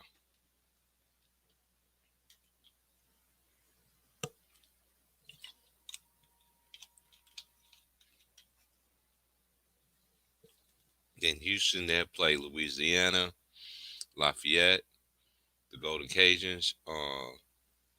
You got Texas play Arkansas Pine Bluff, Tennessee play USC Upstate, um, Louisville play Southeastern Louisiana, South Carolina play Allen, Wake Forest play VMI. LSU Shreveport play Louisiana Tech. Grambling UAB. Arizona State Creighton. Quincy Illinois State. Little Rock. Central Arkansas University of Lafayette. Monroe will play Stephen F. Austin. Yale will host Monmouth. Minnesota Chase A&M Corpus Christi. Georgia State play Mississippi State. North Dakota play North Central. South Alabama play Tarleton State. North Texas play Sam Houston. Jacksonville Southern Miss. Northland St. Thomas. Longwood against Carolina U. Pacific UC Santa Barbara. Boise State Santa Clara. Wichita State will play Alcorn. Texas Southern play URTRGB. Oregon State will play UC Davis. Ooh, excuse me. Then we got St. Mary's, California. Play Stanis. What's that? Stanislaus State. I never heard of that. And St. Francis, Brooklyn play Mega Evers. And that's everything that's going on in college ball tonight. And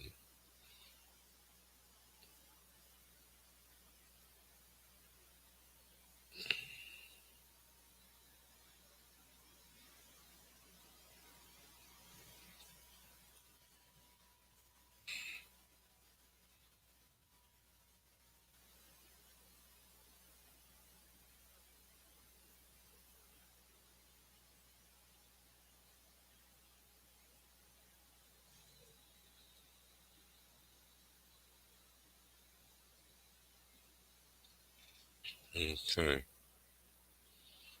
I'm gonna go to the rankings. ESP ranking, we got a new number one. This is Baylor, the national champion. They're 9-0, followed by Duke. Purdue is at number 3. UCLA is at 4. Gonzaga is at 5. Alabama is at 6. Kansas is at 8. Arizona, Kansas at 7. Arizona is at 8. Villanova is 9. They lost 3 times, and they still got them in the top 10. That's kind of weird. But anyway, USC is 10. Iowa State is 11. Michigan State is 12. Auburn 8-1. Houston 8-2. Ohio State 8-2. Seton Hall is 9-1. Texas is 6-2. Tennessee is 7-2. LSU is 9-0. UConn is 9-2. Kentucky is 7-2. They 21. This is the AP poll that I'm reading off of. Xavier is 9-1. Colorado State is 10-0. Arkansas was 9-1. We had a very bad loss to Oklahoma. The other weekend, this past weekend. Texas Tech, they ran out the top 25 AP poll. And okay.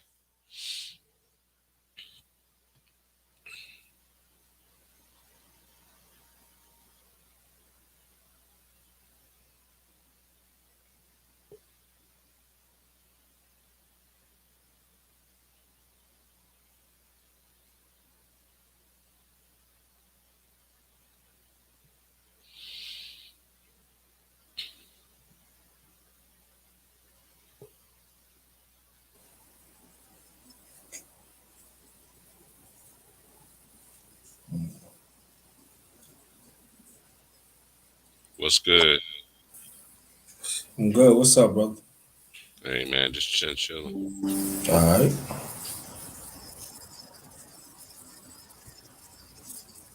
Going over the college scores. Yeah, giving out the rankings and all that good stuff. Okay, yeah. Everything's good though. It's open. Good, T. Price. What's good? Yeah, man. Just sitting waiting on the games to come on later, man. And shit, man. That's all I'm doing. Waiting on this Steph game and waiting on a couple college games and shit to kick off. But other than that, I'm chilling, man. Yeah. Yeah, I'm just gonna start doing I'm probably gonna do a stream. I said I was gonna do a stream once a week, twice a week. So it's gonna be on the same day. So I'll do a stream today, but after that, then I might do another one. But after that, Yeah. yeah, cause they don't be putting me out on YouTube. They'll they own their little stuff in it, like I said. But when you speak up for something, They and don't then like it. Yeah. yeah, you're against the grain. So it's all good. Yeah. Hey, Grinder, I forgot to send it to you. I sent it to the homies. I caught this dude taking a shit like Smokey, man. Outside. Yeah, I'm about to send it to you, bro. Yeah, man. I said anybody that got my number, man, send it to the homies, man. And it's no cap, man. Wow. I was sitting there, I was like, I was high. I just got done smoking too. You know what I'm saying? I got done blazing. I was like, well, let me just sit here and just play the game and shit. You know what I'm saying? Next thing I know, I see this motherfucker in the back just taking his shit, man. Oh man. Oh damn. Oh, man. Yeah. And it was a homeless dude too. Eddie used a stick and shit too to wipe. Ah, Ah man. that's it, man. I can't eat nothing brown. I'm sorry, bro. I didn't mean to mess you up, Yeah. man. But I just sent it to you though. I got it. I was Yeah. What up, Grinder? man, I What's was up, gonna Old let- Town? What's up, Zeddy? What up? What up? I'm just want to say this though, man. Mm-hmm. Motherfucking Knicks, man. Yeah. Oh, I know. Yeah, you know. I don't want to talk, man. I'm just Yeah, saying. yeah. You a Knicks fan? Huh? You a Knicks fan? Yeah, I'm a Knicks fan. I roll with my team, but you know, I'm just I saying. mean, yeah, cause like when they was in the 3-game lose streak, I was like, I said, damn, bro, Grinder's mad. They see, people want to keep on blaming something, but this is the thing about that. I mean, change the subject. It's just the point is, Tibbs is a defensive coach. Mhm. Yeah. He play he run veterans to the ground. Oh yeah. And then it seems like the New York media don't want to talk about that shit. Damn. I mean, I agree, bro. Like, there's no question about that. You don't know nothing. You get them out of here. I mean, people say, "Oh yeah, but they don't want to talk about Derrick Rose." Yeah, Derrick Rose good. I'm saying, but but quickly ain't ready. How you know quickly ain't ready? You ain't preparing them. Yeah. You gotta prepare Grimes, McBride, even Sims. Even then go on your point on brother TP. You know what I'm saying? Look what Kevin Knox did. Man, I understand. Then y'all didn't want to. Then y'all didn't want to. Then your shorthand. Y'all didn't want to pay Campbell. Mm-hmm. But y'all don't want. But you know what I mean. Y'all don't want to talk about that shit. Mm. Despicable to me. It's stupid. I mean, like this man, get this motherfucker out here. So motherfucker say, he gonna play. We might get Simmons. You want Simmons play with motherfucking Randall for what? Damn. I don't want to pay Randall. Randall's gonna be away.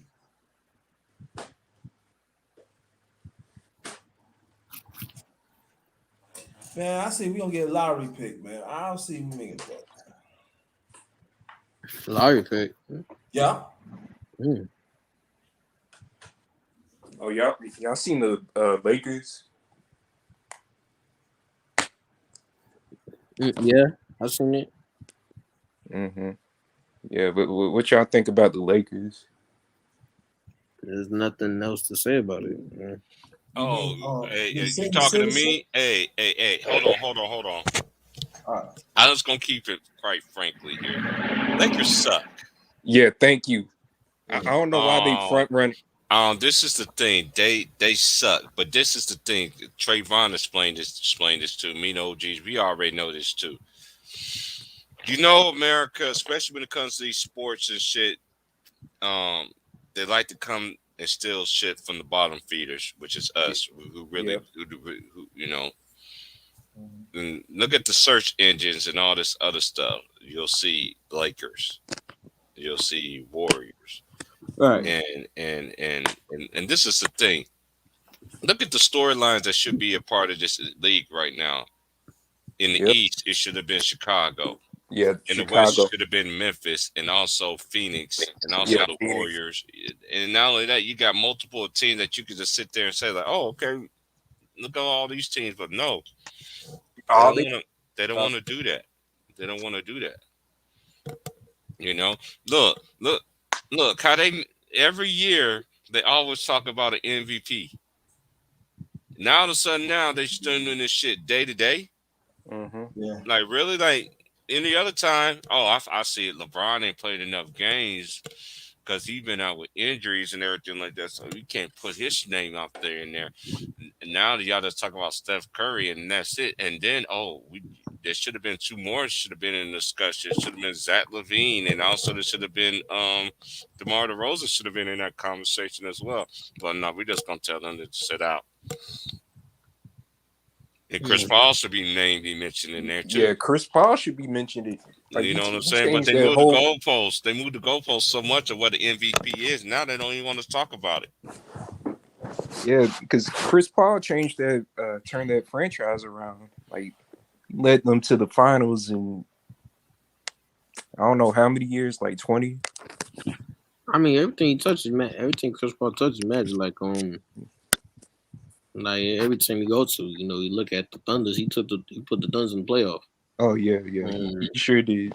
You know, with But my thing is this: why are people proud of the Lakers beating teams they should be easily? Like I know narratives, but like they acting like they want a damn championship or something.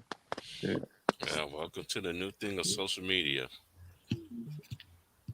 That's what they make the news now. I never seen so much shit. And it's like, dude, so somebody put something on their little gadget and it's considered news. Mm-hmm. And then they can't have it both ways because LeBron is playing great. Like he's 36 years old and doing what he does, but you can't. But they move the goalpost, like you said, T Price. But like if they lose in like the first round or miss the playoffs somehow, they're gonna say, "Oh, he's only 36. What more? There's only so much he could do." Mm-hmm. I'm like, I just started noticing that, and this is not only that. The OGs made me watch Undisputed while I was at his house the other day. Mm-hmm. And they was talking. There was the one yesterday. And he made me watch that dumbass shit. He made me want to sit there and maybe want to hear what Shannon's got to say. How in year 19, he still is the best player on the team. Can't argue with what you're trying to say, but you acting like you acting like the man playing on an all-star, like an all-time, all-star kind of great. It's just too much extra stuff for me. Yeah. Yes, LeBron has played okay, but to me, he's been inconsistent too. He's been throwing the ball a whole bunch of turnovers and all this other stuff. It's just too many players in this league that for you to have the ball in your hands and for you to be considered great, you got 5 or 6 turnovers every game. That's not good. You're not great. And then not only that, they don't even play the defense or pressure. They don't put pressure on you like they're supposed to. Because we know the rules been changing ever since 2005 to 2021. Guess how many years that every single year the rule changed from that point in time all the way to now. So you got 16 years of rule changes. And guess what the majority of the rule changes went to? Offense. Yep. Guess what a lot of shit went out of defense. That's why you got all these crazy ass numbers. That's why I don't understand why these motherfuckers. Of course, you can average 10 rebounds when every team shoots about 40, 50 threes a game. They said Steph changed the game, which he did, but he made it bad for the game. Yeah, that's how I see it. What's up, Old Town? Yeah, but he didn't make it bad if people. No, he didn't make it. No, he didn't make it bad. No, I know what you're saying, but I think that we put a lot off on Like Shit, at the end of the the Miss day, Summers. I blame coaches. You got motherfuckers who ain't talented enough to play a certain Oh, way. I was Stop on the letting them play phone. that way. I'm always Hmm. put that shit on the Hmm. coach. One man, Then again, like, too, Oaktown, they don't have coaches like they did back in the 80s and 90s either, bro. They just don't. yeah, yeah. All the So, thoroughbred coaches, man. That's another thing that's lacking in this league too. And I've been saying is coaching, bro. Coaching matters, man. Y'all want really good, have great basketball, man. But nah, even the coaches that should be coaches in this league right now, y'all don't want to give them boys a chance. but T, we talked about this shit too a few weeks ago when it come to analytics getting involved, and now they Hmm. started changing the way you look at approaching the game. Matter of fact, watching that Warriors game last night, looking at the post game show, they was even saying the Warriors have gotten three crazy, and we started scoring more points when we balanced the game out, started attacking inside, taking advantage of Steph really being a Hmm. decoy behind that 3 point line. And when it comes down to it, you just got to play basketball. If you a 3 point shooting player or teams, you're going to get them shots naturally, but you still got to play the whole game. So, like, with the problem I have is nowadays, with the way they look at basketball through an analytical lens, is that Hmm. at the end of the day, the idea is to score more points than other team, no matter how you get the point. So it don't have to just come from one area. And they were saying now on the Right. Warriors post game show, Chris Mullin was saying he was like, we forget that where 3 points may be better than two, 2 points is better than zero. And I was glad he said that because I'm like, yeah, that's the point. When the 3 point ain't there, go get the two. So I mean, like, it's the way the game is being coached, it's the way the game is being looked at, and shit happens, man. Every generation, you get a new perspective on how to play, how to train, and all this type of shit. Hmm. But it just gets to the point too where too many times we are making players think that you have a skill that you really don't have, and so we just need to do it because the trend is going that way. But I mean, the shit is gonna start dying out to a bit because you are starting to get more younger, bigger players in the game. So the best thing that you could hope for is all these cats like Embiid, who's a little bit older and what his mid 20s now, starts to take over. Really, you got young guys like Aiton, Jokic. Hopefully, Wiseman is part of the next group. You got Chet Holmgren at Gonzalez. You better hope that a lot of these younger big guys start to develop, and then it forces people to change their perspective on how to play basketball. Because yeah, the shit is getting crazy because it gets to a point in time where you don't even see mid-range jumpers being taken, and it's not like guys can't do it; they just choosing Hmm. not to. Hmm.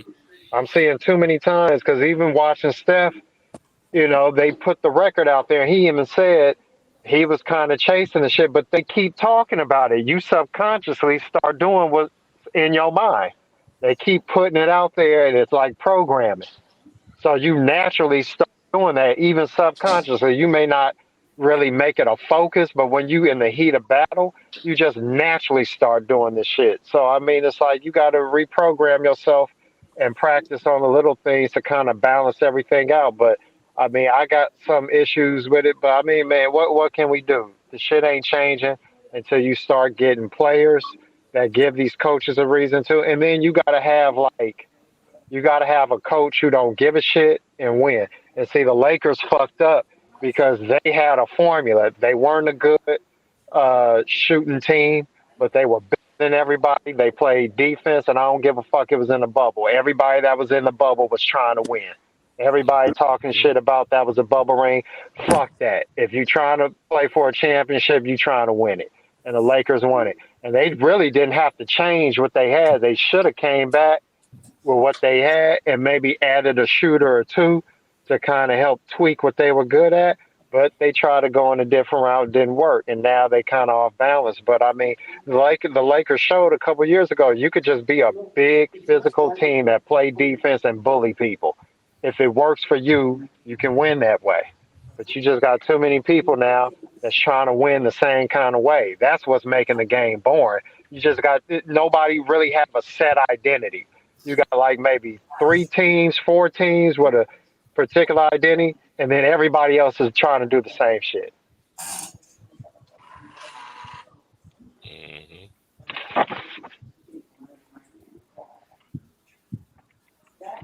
What's up, Mr. Mars? Hey, what's up, T man? I was just listening to Homeboy speak. He actually made a lot of good points. I want to touch on the mid-range jump shot real quick. Um, yeah, there's a few guys who can shoot it, and shoot it with confidence. But if you look at guys pump fake and get into the lane and shoot that mid-range jump shot, they look uncomfortable doing it. And for me, it's practice, it's muscle memory. Guys ain't practicing that shot. Because I can tell by the way they shoot the shot. And so it is what it is. The big guy, he's a lost art. You got big guys shooting threes. There's probably one or two or three big guys with a legitimate post game. So, yeah, I mean, the NBA that I grew up on, the NBA that I love, is definitely changed. Not too many guys play with their back to the basket. Like I enjoyed, the Yao Mings, the Tim Duncans, the Dirk Nowinskis, guys like that. But the game has definitely changed, and it's going to stay this way. You know what I'm saying? Because you have to evolve and and adapt, to what's going on. I mean, look at Greg Popovich. He's a perfect example. You think he wants to play this style of play? Absolutely not. He's a traditional coach, who likes to throw it down there and play it from the, inside out. But because the way the game is going, the Spurs have been forced to draft certain players and players certain and shoot the three. So I agree with everything he said, but it's just this is what the NBA has come to. And so I wouldn't say it's boring. I would just say that,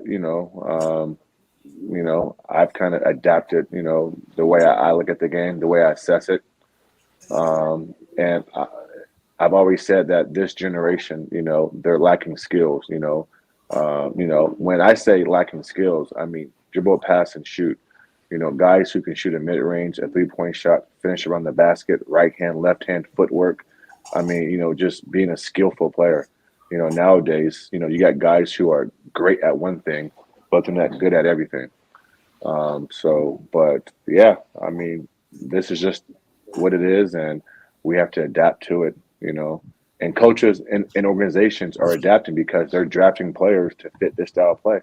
You know what I'm saying? Like they're drafting bigs who can. He talked about the Warriors. James Wiseman. Think about it. I mean, the Warriors aren't going to slow down their offense and throw it down to the big fella and say, take us home. Absolutely not. You know what I'm saying? He'll get his basket, and putbacks, tip ins, the occasional pick and pop. And they may go down to him occasionally, but, he's not going to develop a legitimate low post presence on that team.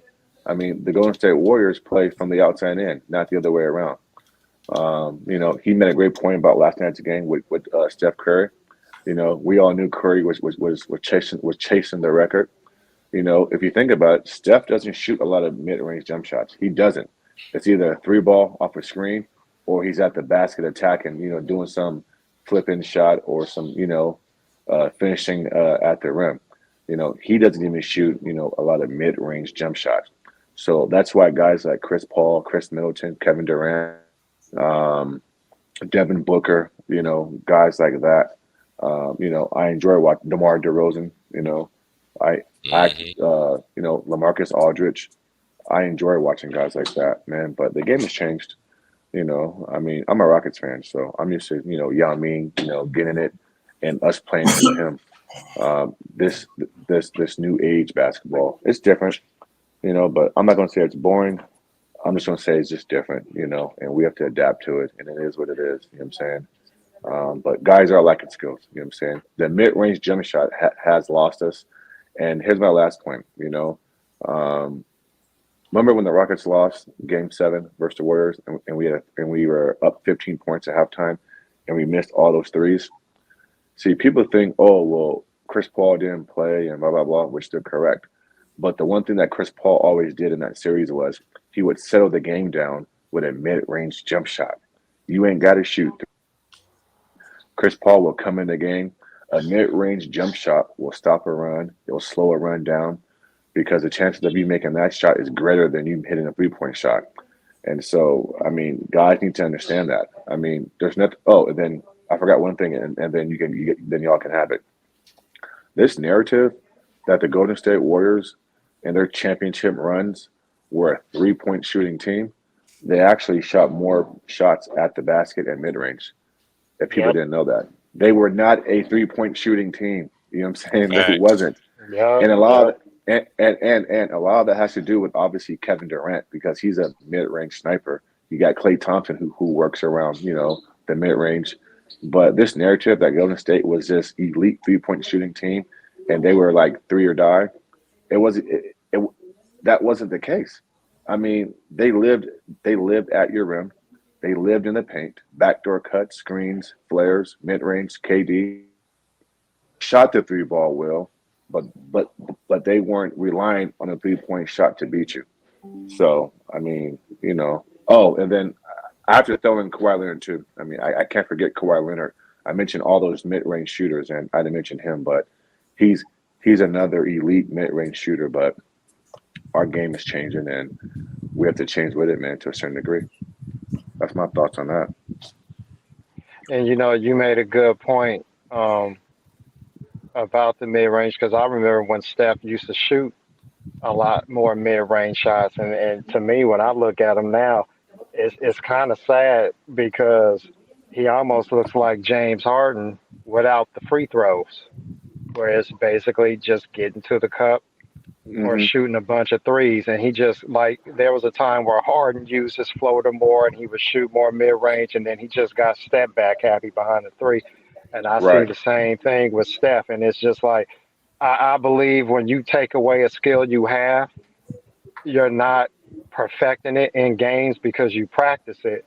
But the way Uh-huh. to really keep it sharp is to also use that in the game. And when you get away from using that in competition, when you all of a sudden try to do it, you're not as sharp with it. His floater, talking about Steph, his floater is not as automatic as it used to be. No, He it's doesn't not. shoot It's the not. mid range.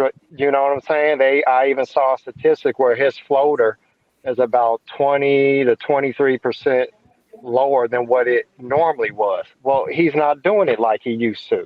It's Yeah, like you muscle said, memory, man. everything is muscle Yeah, memory in practice, right. and then you transfer it to the game, and it's like, okay, this is what we worked on. So the reason why that I say is boring is like not so much just boring, but it takes away the balance. Like the point that you made about Chris Paul, that mid-range jumper is so That's a on good point point, man. Um, because you know what it does? That you still there? mid-range also gives you a different look. Yeah, I'm still here. Are you there? Yeah, he's still there, Moss. He's still Oh, there. okay. Yeah, Yeah, no, yeah. yeah. What I was gonna say was, man, like look at last night's game. He shot 15 threes last night. Like, I mean, he could have took 10 threes, and those other 5 shots could have been inside the paint. You know, I agree. your comparison with James Harden is right on the money because it's either a 3-point shot or they're at the rim. Like, I don't think Steph or James Harden have a elite mid range, or we call it in between game, right? In between 3-point line and at the rim. Like, it's like they don't work that restricted area free throw line down well. And James Harden used to shoot the floater, you know, consistently, but even that's been kind of missing in action. And then, you know, so when you say the game is boring, now that I really think about it, going down to the big, letting the big work a little bit, you know, doing some low post moves, banging down there. This game right now is just too predictable. You know what I'm saying? It's like we know what guys are going to do.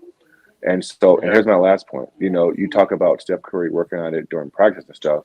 Well, no team has really made Steph Curry, other than that Phoenix Suns game maybe 2 weeks ago, have to go to plan B, C, D, and E.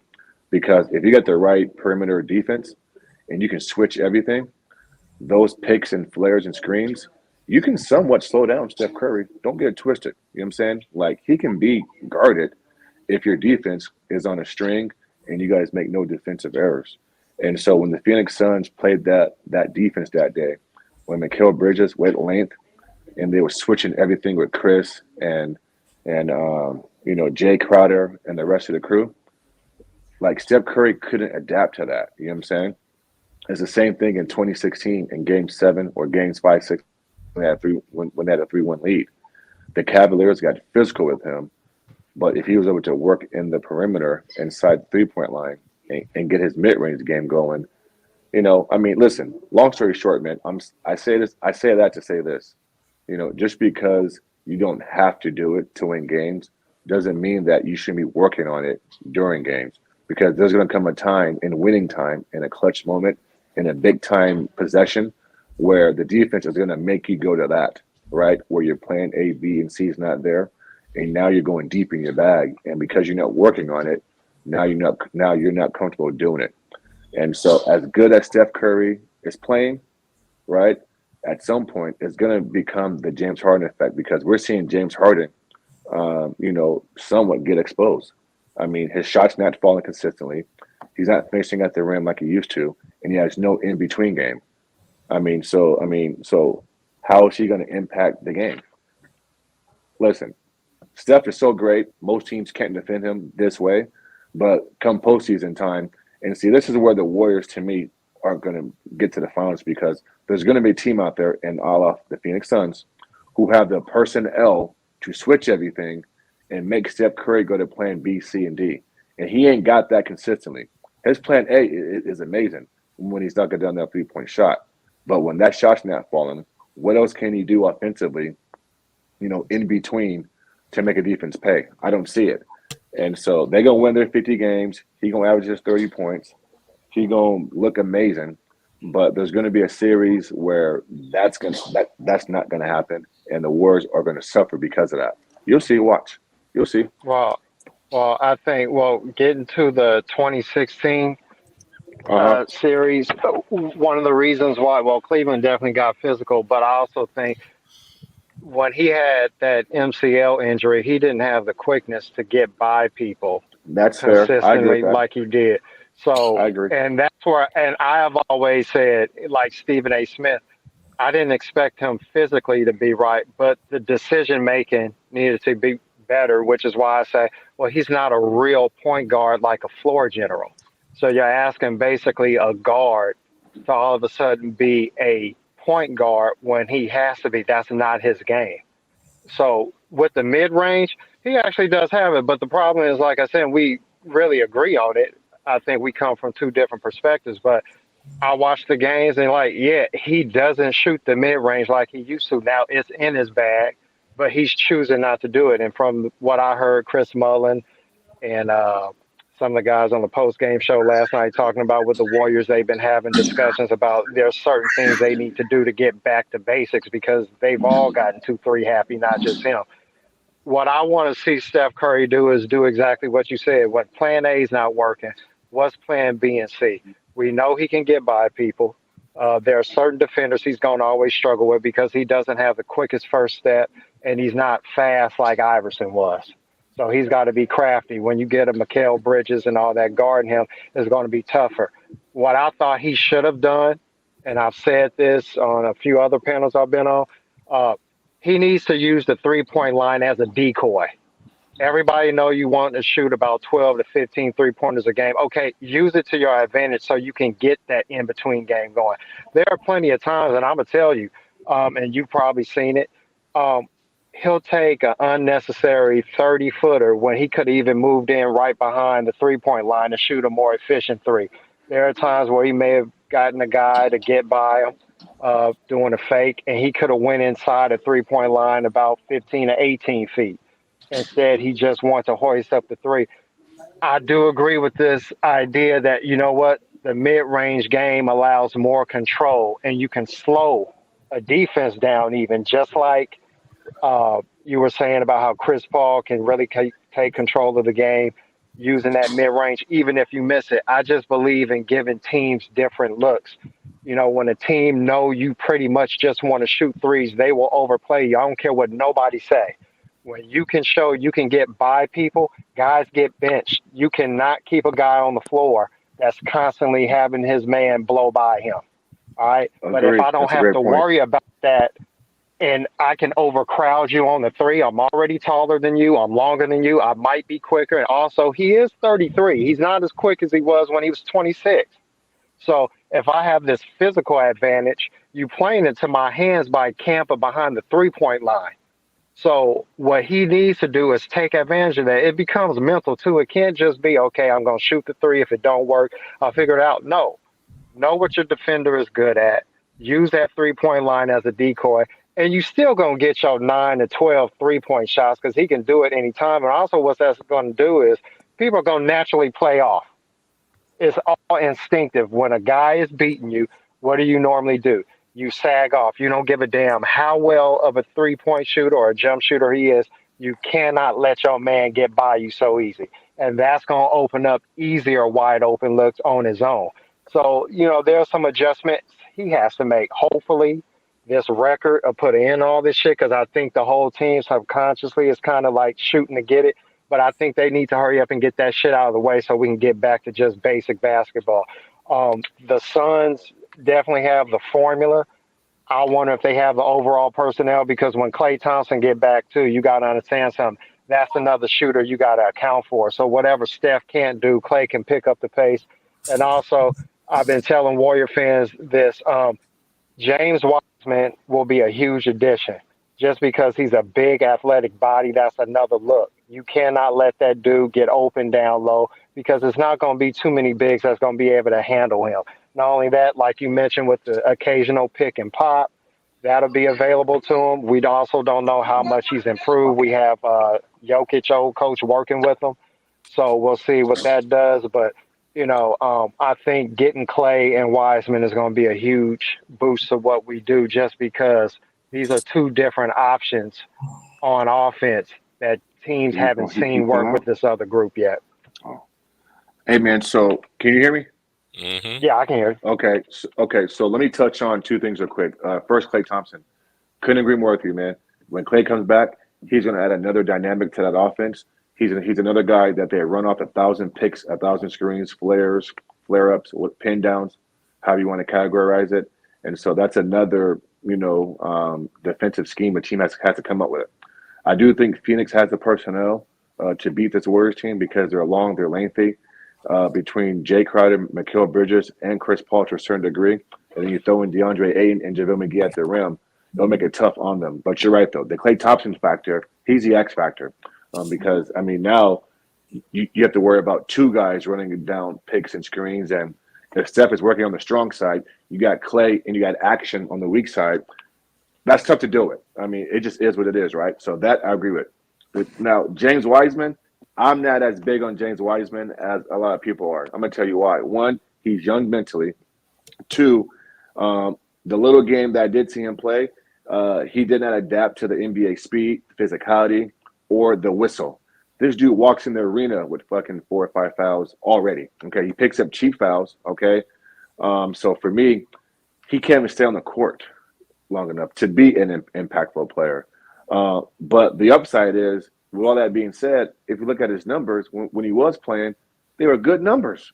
The kid was putting up some pretty damn good numbers, and so that just tells me if he can just be mentally tough and actually think the game out and not pick up cheap fouls. And here's the key for young players: understanding the whistle, understanding the ref's whistle. This ain't college, this ain't AAU, this ain't high school, okay? In the NBA, if your forearm is extended, they're going to call foul. It just is what it is, okay? So that's that. But you're right, though. If Wiseman can be any type of – if James Wiseman has taken any step forward at all, whatever that is, and you throw in Klay Thompson, Lord have mercy. Listen, because he's not just a big, he's a athletic big who can shoot it. He's tall. He can finish around the basket. And then, two, he's active defensively, altering and blocking shots. So if they can get anything from James Wiseman, they're going to be tough to beat. I do think that DeAndre Ayton will murder that kid and get him in early foul trouble. That's just my opinion. I could be wrong. But yeah, I'm very interested to see how Klay comes back. And then once Klay does come back, now you're throwing in another elite shooter alongside Steph Curry. And now you have to, not to mention, Poole has emerged as another elite shooter. You know what I'm saying? So, these guys got 3 elite shooters: Poole, Klay, and Steph. And we all know The ball's on the strong side. There's action on the weak side. You got Poole moving around. Oh, then here's my last point too. A team that's going to beat the Warriors is a team that can play switching defense, and that team on defense, whoever this team is, must be in physical shape because they're going to run you through pick after screen after screen. They don't stop running, so you can't get tired. So the opposing coach is going to have to do a great job at rotations, getting guys in and out, having his rotations fresh, and then rotating the right guys, staggering guys' minutes. And so, and again, I'm talking about the Clippers and the Suns because those are the only two teams out west that I think that can beat the Warriors. And I think I think the Warriors beat the Clippers. I think they beat the Clippers. If they're at full strength, I don't think the Clippers defensively can deal with the Warriors' movement on offense. It'd be different if they had like a stationary scorer, like a James Harden. But when you got Clay, Steph, and Poole, and they're moving around like that, that's a recipe for disaster for that Clippers team. But the Phoenix Suns have more younger legs and younger bodies who can deal with that. The question is, are they going to be in shape? Are they going to be healthy? And is Monty Williams going to be a coach where he rotates the right way? You know what I'm saying? But everything you said, man, I agree with 1,000%. Everything you're saying, I agree with. Yeah, Hold I up. think. Can I say? Yeah, go. Okay, yeah, go. I was going What's to that, get Sweet to Lou? Wiseman. Go ahead. I was just gonna ask, like, say when Steph goes to the bench and you got Damon and Klay Thompson out there, you don't think the Clippers bench is gonna take advantage of that? Well, I mean, I got it, bro. When Steph goes to the bench, I mean, what? I mean, so we're assuming that Ty Lue ain't going to the bench. I mean, Paul and Kawhi and those guys can't play the full game. So when Steph's going to the bench, I mean, I assume that either Paul or George will be on the bench, one of them at least. And so now it's going to be Clay, Draymond, Wiseman, Poole. And listen, and the thing is this: Jordan Poole has emerged as the third best shooter on that team behind Clay. And even when Steph is going to the bench or Clay is going to the bench, like teams have to account for Jordan Poole. Listen, it's getting to the point now where you're treating him not quite like Steph and Clay, but you're not sagging off him on the weak side. You can't help out on the weak side. You can't dig down low on the bigs. Guys are staying attached to Jordan Poole, which opens up everything else. And I'd even touch on Andrew Wiggins. You know what I'm saying? What he can possibly do. Listen, man, this Warriors team is scary Man, good. but Mr. Maz Wiggins, man, like sometimes I know he's a great What about player, him? but No, he ain't great. He good. No, yeah. Wiggins ain't great. No, He's not a good great. player. but the question, but if the question gonna ask, can nowadays he's playing on a championship team, can you actually show up in the playoffs now? Well, but he won't be asked to do a whole lot because you got Poole, Clay, and Steph. He'll be asked to do his job, which is what, 15 to 18 points a game, play average or above defense, and just be okay. That's it. He ain't got to be extraordinary because Clay, Steph, and Poole got that handled. They're the shooters. Wiggins just needs to be that guy who comes in, defends, at an above average level, and hit open shots and get to the basket and get teams in foul trouble and do little shit like that. He ain't got to be Like, 25-point scorer. Just be I Andrew Wiggins and go home. That's it. like I ain't down on the Warriors. On this I roster. believe the Warriors can still make the NBA Finals this year. It's gonna be a whole lot of questions. It's gonna be as when Klay Thompson and comes back.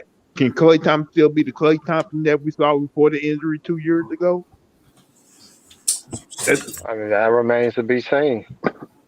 Yeah. I mean, it's a valid question. So yeah, I mean, like the thing with Clay is that bottom line is this: I look at it like this as a Warrior fan. Considering we haven't had him, you see what you're missing. So if we get, let's say, 75% of what he used to be just for this season, that is much better than what we've been getting the last two seasons, and the team is much better than it's been the last two seasons. So I'm not going to put the weight of the world on Clay to be what he was. You got to go with the guys who have been here and been healthier. What you want from Klay Thompson is to just, number one, get through the season healthy, no setbacks. Number two, just show some semblance of you being able to get to where or near where you used to be. And one thing that I would think of doing is I wouldn't mind having Klay Thompson at least just for this year play the Manu Ginobili role coming off the bench. Limit him to about That's what I was thinking 26 or too. 28 minutes. You've That's what been I was winning thinking with too right Jordan Poole. there. Yeah, you've been winning Let with him play. Jordan Let Poole. Clay play with the second unit, and Clay don't make Clay have to be like a guard, the best player on the other team. Like, cause they gonna try to Nah, go he's at not gonna do him. that anyway. Okay, hold on. Hey, fellas, but for the Warriors to, finish this thing off and actually compete for a championship, Klay Thompson has to be Klay Thompson. Klay Thompson has to defend the team's best player because he's the best defensive player. Listen, I mean, either he's healthy and he's ready to go, or he's not healthy and he shouldn't be playing. It shouldn't be nothing other than that. So off the bench, I disagree with that 1,000%. Put him into the starting lineup, let him play, and he has to be Klay Thompson. Like, we can't get half-ass Klay Thompson. The Warriors can't win a championship unless Klay Thompson is Klay Thompson, meaning he ain't got to be, to the production level he was before he got hurt. But I mean, come on. I mean, Klay Thompson has to defend the team's best player because that's who he is. And the thing is this: once he's been cleared to play, like, he shouldn't be on no type of minute restriction. Let him play basketball. He's been cleared to play, and so if the Warriors are going to do that to him, then they're not going to win. Because in the postseason, who do you trust? You trust Jordan Poole or do you trust Klay Thompson? I trust Klay Thompson over Poole Well, of any day of the course, week. but Right. I think yeah. So no, I know exactly what you're saying, and they're not gonna do it any other kind of way. I'm saying Yeah, for yeah. me, it I get you, wouldn't man. I bother get you. me. Yeah, it wouldn't bother me if they did that because I know the Warriors really look at long term effects. But Hmm. I mean, like, I understand. Yeah, he has to be Klay Thompson. I think because the NBA is so wide open, I think this is the year where you can get a 75 to 80% Klay Thompson because look, you got Ben Simmons out. We don't know what's going to happen with Kyrie. The NBA is so weird, and with this COVID shit going on, you don't know That's fair. who's That's not fair. going to be able. I mean, like, if there's any year where you can kind of get away with it, this would be the year. That's why I said this Okay. year. Okay. I'm Yeah, not yeah. saying Well, long since term. For this year, yeah, we just don't know what the NBA is going to like. Chicago just had 2 games canceled yeah. because I of know. this I saw COVID that, shit. man. We're Yeah, still I in a saw that. pandemic, Yeah, so right now they got like 75 players on COVID restrictions right now. 75 on Yeah, that's a protocol. good point. Yeah, I'm just saying. Like, once a guy is cleared to play basketball, that tells me that he's been through workouts. He's yeah, stopped. He's cut.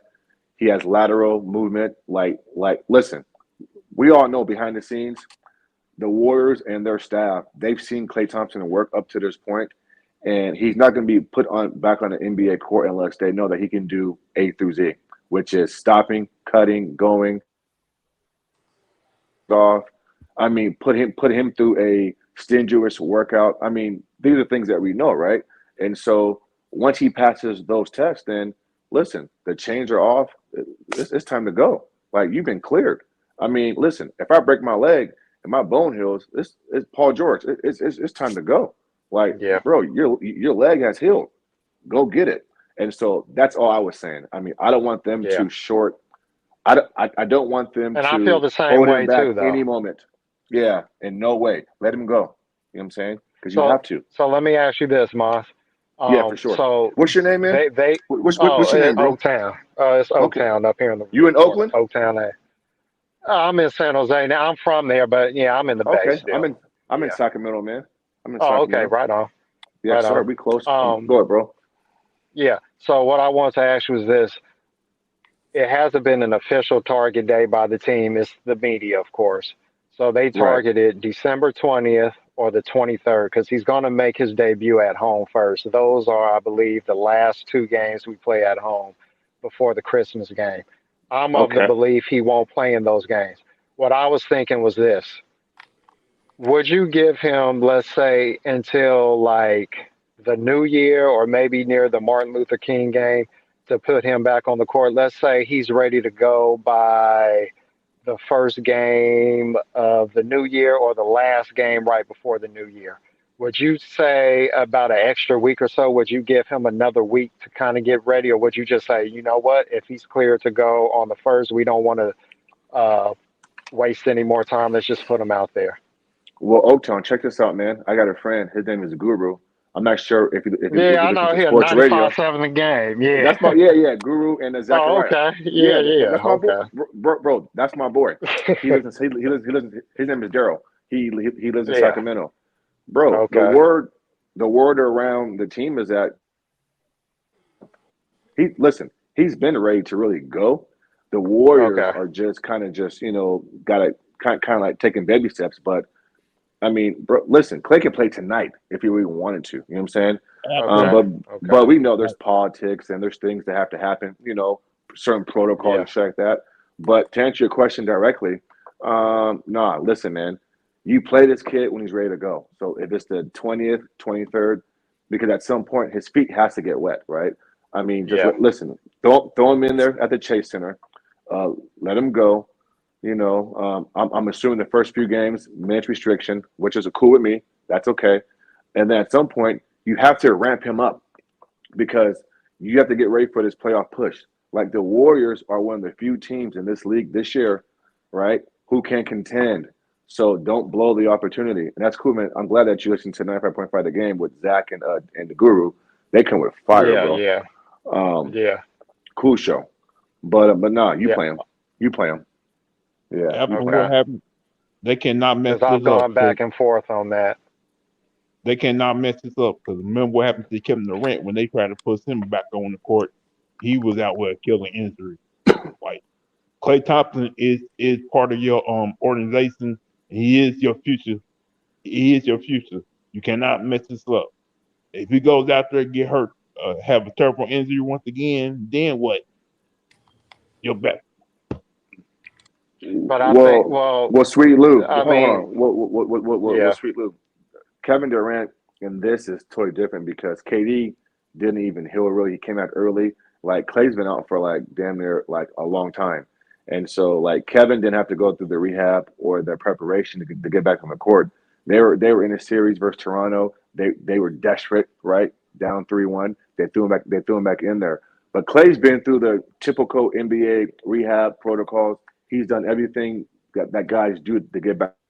So if he gets injured, it's not on the team. He just gets injured at this point. I mean, they've done everything the right way. Trust me. From what I've heard behind the scenes, from some friends that I know down there, they've done everything the right way. And even then, they're still taking precautions because I heard that he's ready to play now, and he still ain't playing. So they're doing everything they can to make sure when he steps on that court, they've done everything that they're supposed to do and more to say their hands are clean. It's on him. Go. And if he gets hurt again, then that's on him. But go ahead, Oaktown. Yeah, I was just gonna say, I think, if a guy's Yes. gonna get hurt after all this time, there's nothing you can do about that. You pretty Yeah. much covered it. They've done all they could. At some point in time, your body is either gonna respond right or it's not. And if that's the case, then that means there's probably more issues going on than we know about, and you just can't help that. Guys break down. You go to the finals 5 straight years, it takes a toll on your body. So I'm not worried about it. I just look at knowing how cautious they are. Like you were saying, he could play now, but they're still pushing him back. So that's why I was kind of asking. I was going back and forth with myself. Well, if he was able to play right before the new year, would they even try to hold him out a week or two later? Because I could see that happening. Because I know with Wiseman, they're not even letting him get into the scrimmaging just yet because they want to be extra Yeah, he's not careful. doing 5-on-5 yet. Hey, Oaktown, man, I gotta go back to my desk, man. But let me ask you one question: Have you been? Yeah. Have you been to a game at the new Chase Arena in Frisco? Nah, man, I don't plan on doing that shit. Okay, I don't. okay. But you've been to the Oracle, right? Oh, of course, man. Grew up going Bro, there. there's nothing like going on BART, exiting right there, walking over that little bridge, Yep. right over the freeway. They making hot dogs. They playing the band. You got Yep. Azubuike out there with Gary St. Jean doing the pregame. Listen, man, I've been Yeah. to a lot of games in my life, right, bro? Like the Oracle and from 16 to maybe 19, or I'll say 20 again. The Oracle is one of the most fucking wildest arenas I've been to in my life. And so when the Rockets, because bro, I'm a Rockets fan. So when Houston Yeah. used to go to Oracle all the time in the postseason, I would go to the game, right? And I'd be the only dude in the crowd with a Rockets jersey on. and bro, we just going at it. But the fans there know their basketball. The fans there know their basketball. Yeah. You know what I'm saying? And I mean, you Hold you, up, you hold talk up. That about was a you. ruckus crowd. Hold It's up, crazy. hold up. That was you, man. Cause I might have seen that. What you mean? I was watching that playoff game with the Rockets and Warriors, man. I seen that. I seen one guy in the crowd where everybody wearing yellow and one guy wearing red. Oh, there was one game. There was actually one game where I was sitting kind of low, and the game was on TNT, and you can see me on and like the Warriors colors, and then I'm the only dude in the crowd with a James Harden jersey on, screaming Rockets. It was crazy, bro. It was crazy, Oh yeah, if you crazy, was a Rocket fan, you was getting it. Yeah, because I've bro. been I to was some getting games it, with man. Rockets. I Yeah, was getting it, bro. But hey, but man, nice talking to those you, were man. like finals games. You too, man. But those were like Yeah. finals games, though. That energy there. Yeah, we just couldn't. We could just never get over the hump because you guys are always better than us. But then that one year when we went up 3-2, and then Game 7, and Chris Paul got hurt, like to me that was our best chance, and we just couldn't get it Yeah, done. We had a 15-point lead in Game 6 at the yeah. Oracle. We blew that game, and then Game Shit, 7 it we had was. a 15-point lead at home, and then the refs missed two 4-point. The referees missed two 4-point plays on James Harden Hey, that man. that just killed everything. Hey, you tell your boy James Harden 2 for 20 from I know, 3 point range man. in the last few games. Hey, but let me I say this know, before you man. go. I'm Go gonna ahead, say brother. this before you go It's all because good. one thing I respect about the Rockets, out of all the teams that were bitching and complaining when we picked up KD, the Rockets were the only team that had balls and said, "Fuck that, we getting Chris Paul. We gonna build a defense to switch against them. We want Facts, the bro. first Speak on place it. in the West." They were the only team that said we ain't tucking tail and running. They got the Nope. number 1 seed. Shit happened. It Yep. didn't work. But I said, you know what? I can't stand these motherfuckers. But competitively, I gotta respect that because they didn't bitch and complain like the rest of the teams. Bro, PJ Tucker, Trevor Ariza, Luke Mabute. Yep. Listen, our defense switched everything, and we made it tough for you guys. But once Chris went down, like the load that James had to carry at that moment was just too much. It was too much. Yeah. It was too Yeah, much. and just shooting too many threes at one point, like we were talking earlier, you got to Yeah. give the defense something different to look at. You got to go to the. I work tomorrow. You got to go to 10 o'clock and get your flu shot from that Piedmont physician's doctor, that new doctor you go to, lady. But you're seeing a nurse. Just tell them when you go in, you're here for a flu Oh, visit. shit, somebody getting a flu Your flu shot. shot. I don't know. I hear somebody getting a flu shot right now. You better not show out in there.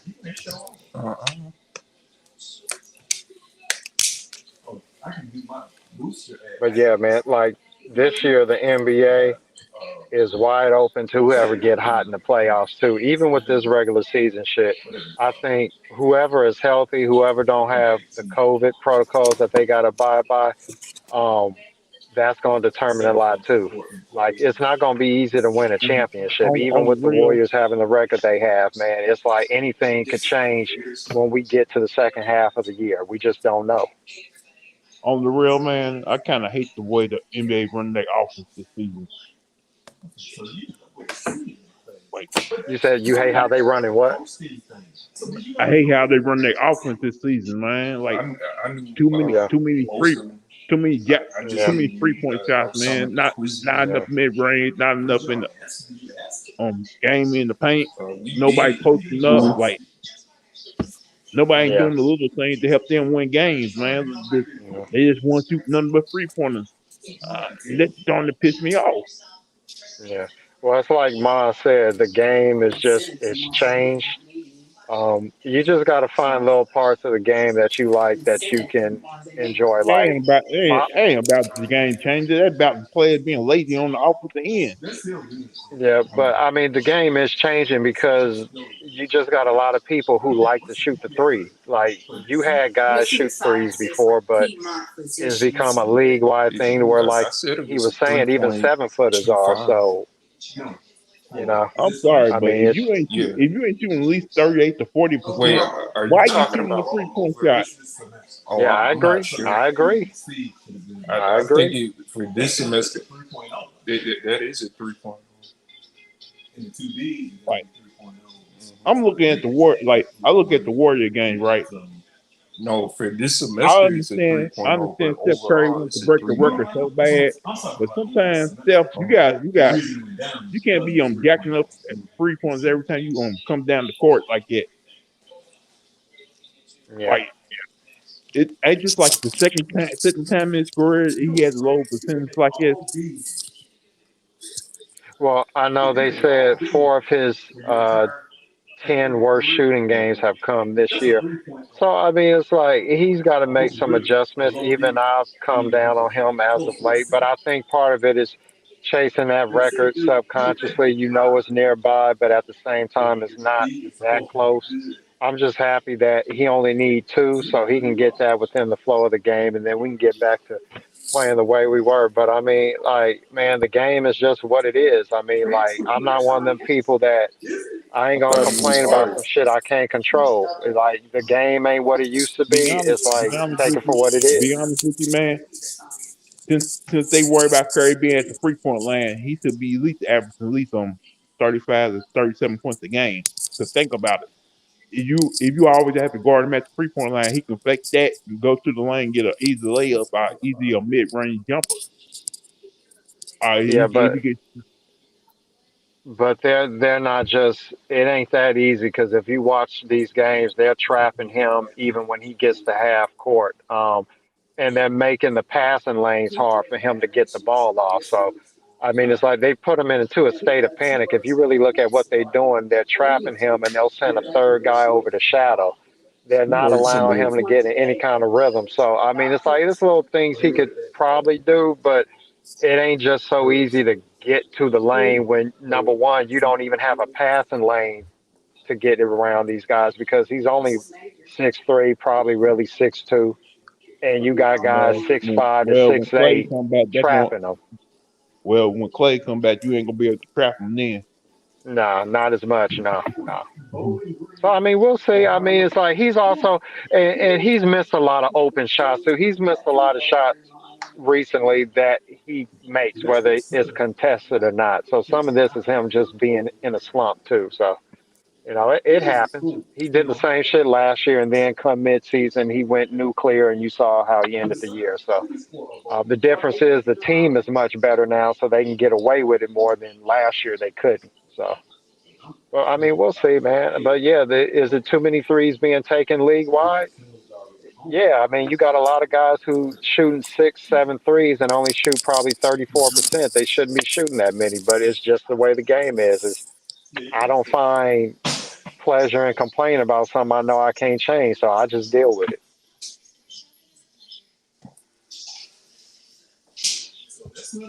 Yeah, like it just. I'm a Louisville fan, man. I saw my Louisville Cardinals do that same shit the other night, man. We lost that game too. Yeah. I'm Who you like, root come for? on, Louisville. Oh, college. Okay, okay. Like we Yeah, played a game. They played last game. They played a game against the Paul.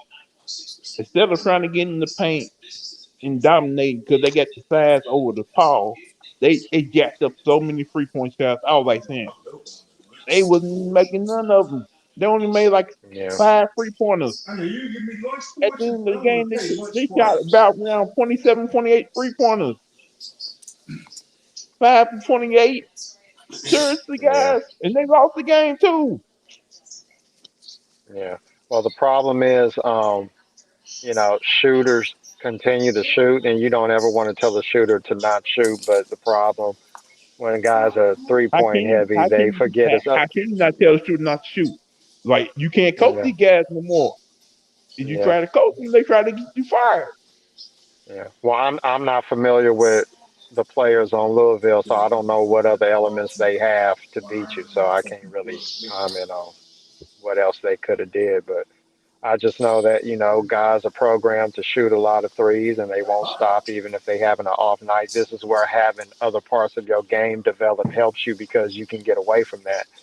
A lot of guys don't seem they can get away from it. If they can, they're just choosing not to. I mean, analytics have played a big part in how games are played, The man, because hell it's, with analytics. The hell with analytics, man. yeah. Analytics get on my But I mean, damn nerves.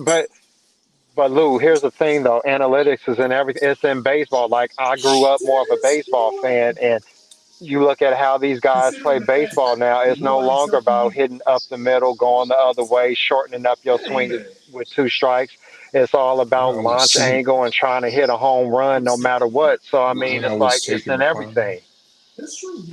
So, Yeah, it's I not know, just I know, I basketball. know. It analytics kind of ruined my Yankees. Oh,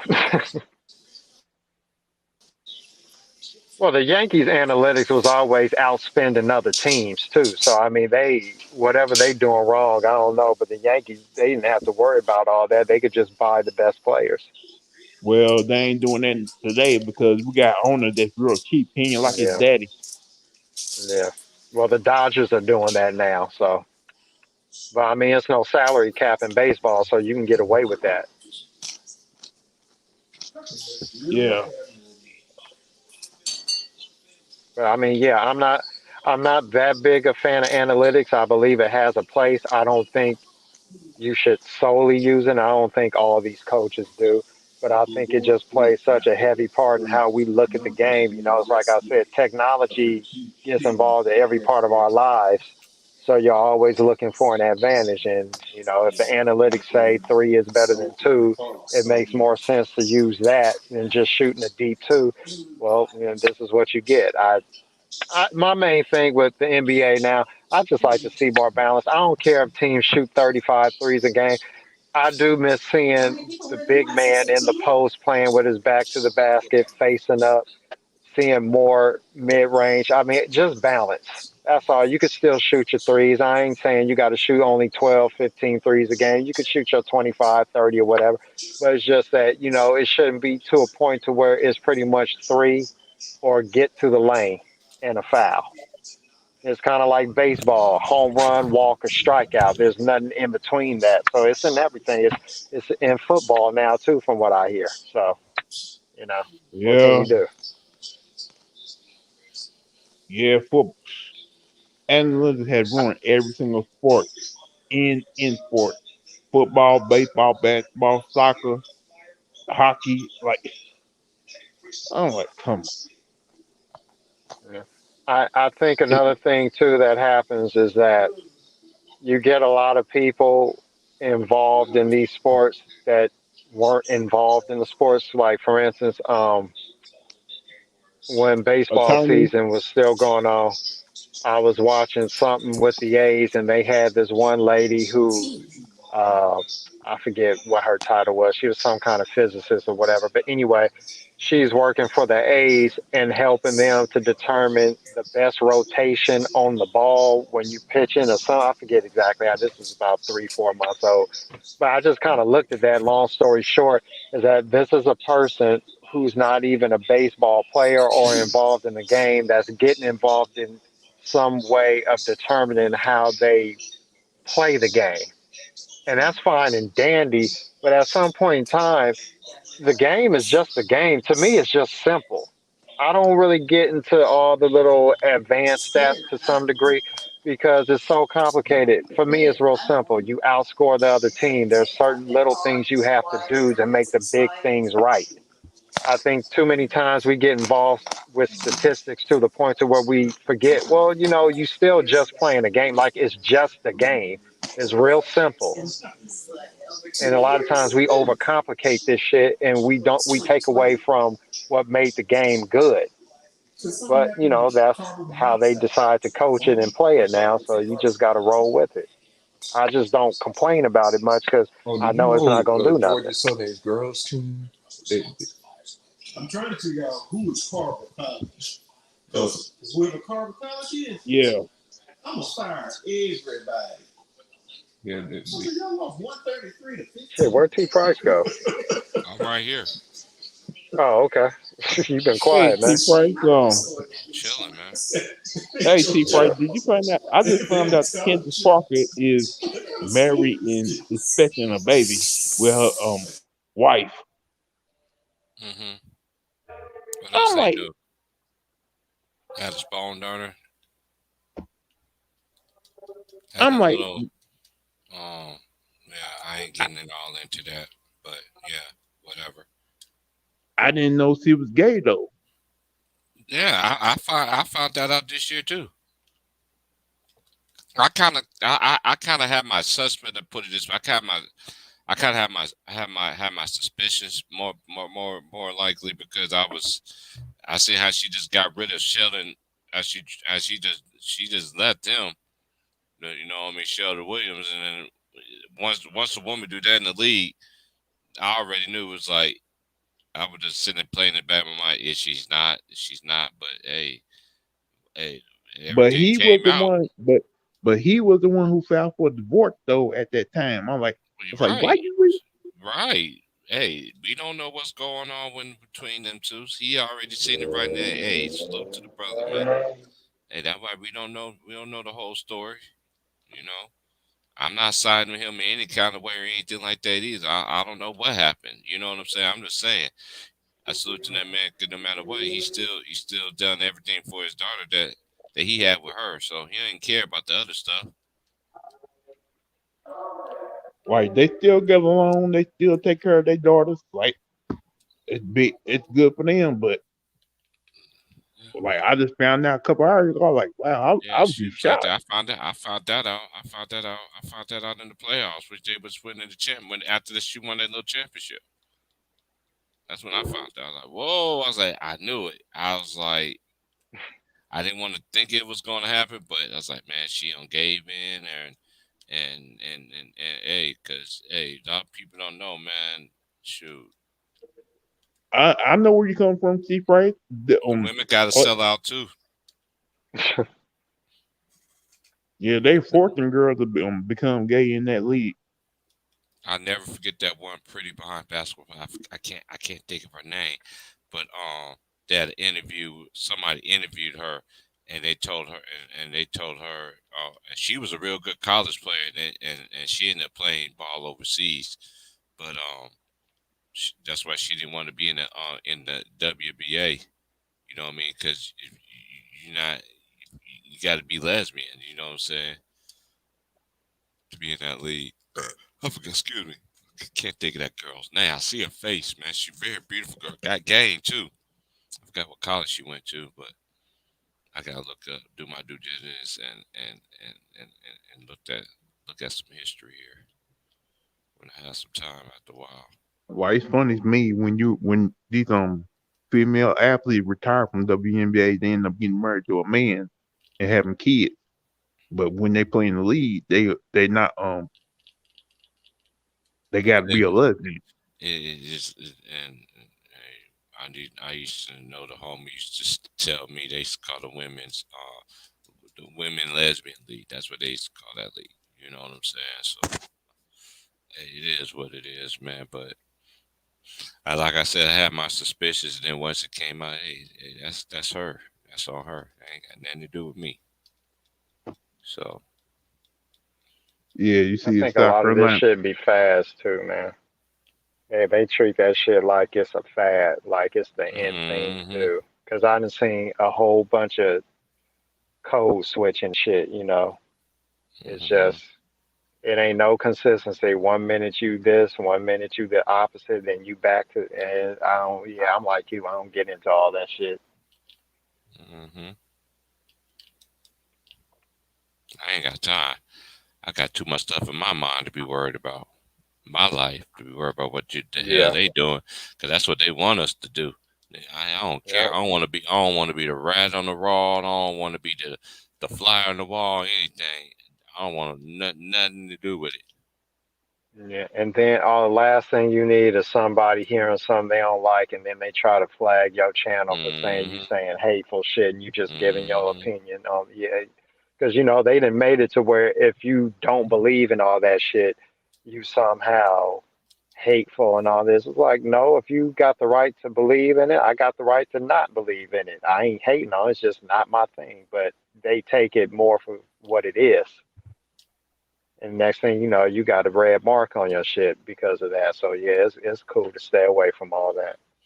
I ain't never been anything like that. I just keep it on basketball. I don't do that. Nah, man. Nah. All that entertainment tonight bullshit. Nah, I'm good. That's how shit gets started.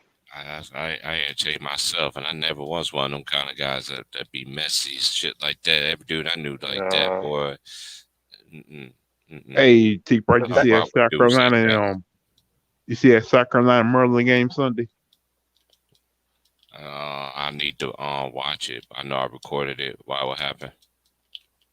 I know I recorded it. Oh, what? It's that girls' game, South Carolina versus Maryland. That was a good game. Who won? South Carolina. Okay. My favorite player on them, I like Anderson and the girl Zaya Cook, but the big girl that she a bucket. She a bucket. And one thing about South Carolina, they could face.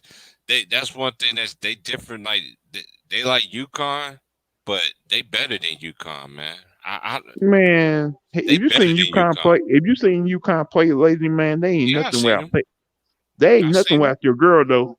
They're not nothing without Paige Bueckers on the court. Okay, I give you that. But at the same time, you give a Paige Bueckers against them sounds like girls, man. Girls ain't backing down for them. So what? They got too many weapons on their team. It's like I see a championship, but it's not gonna be. I don't see UConn winning one. They might get there again, but then again, at all the corner matches and a lot of these teams, they don't fear UConn no more.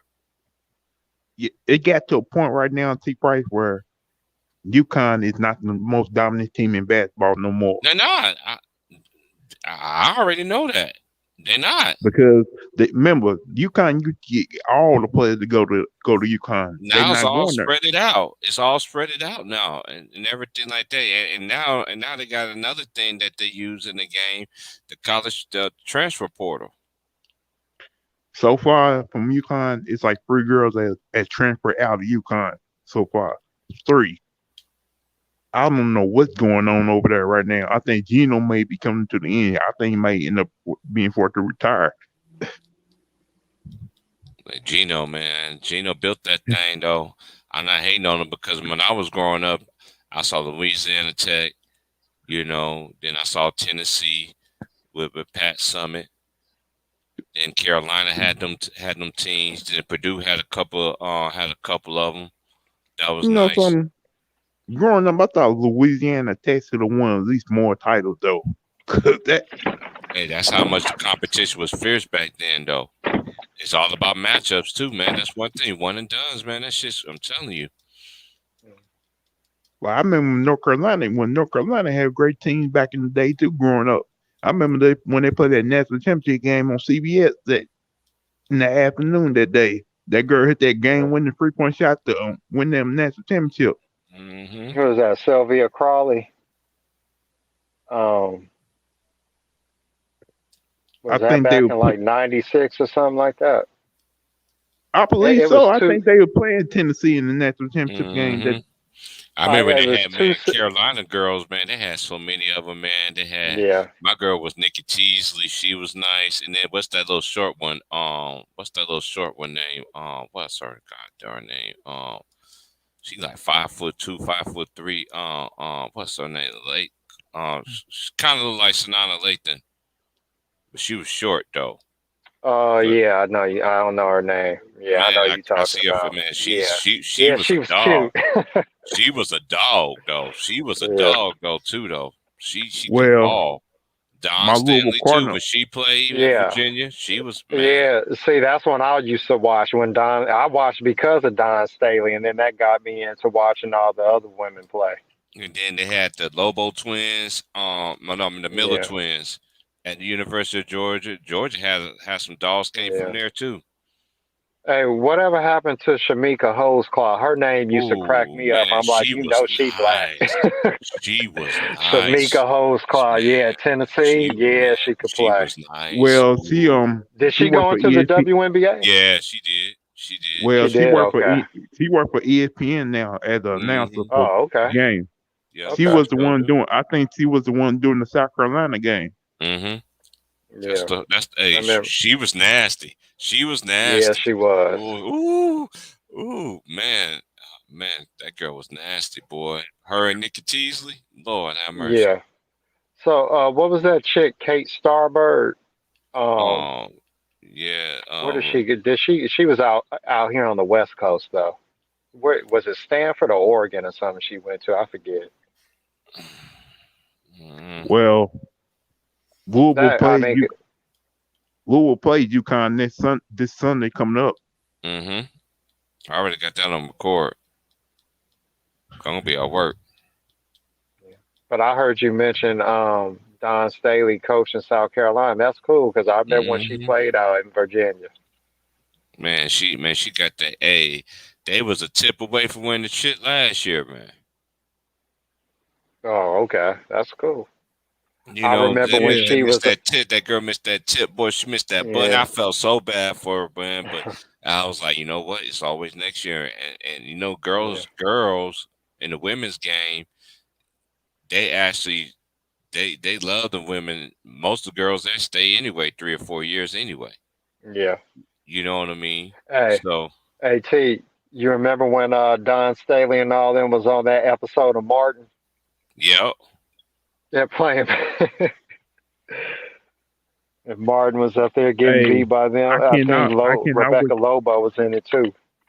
I cannot wait to see South Carolina play LSU because you know that's gonna be a yes, battle. yes. That's what I'm waiting on too. I'm waiting on that too.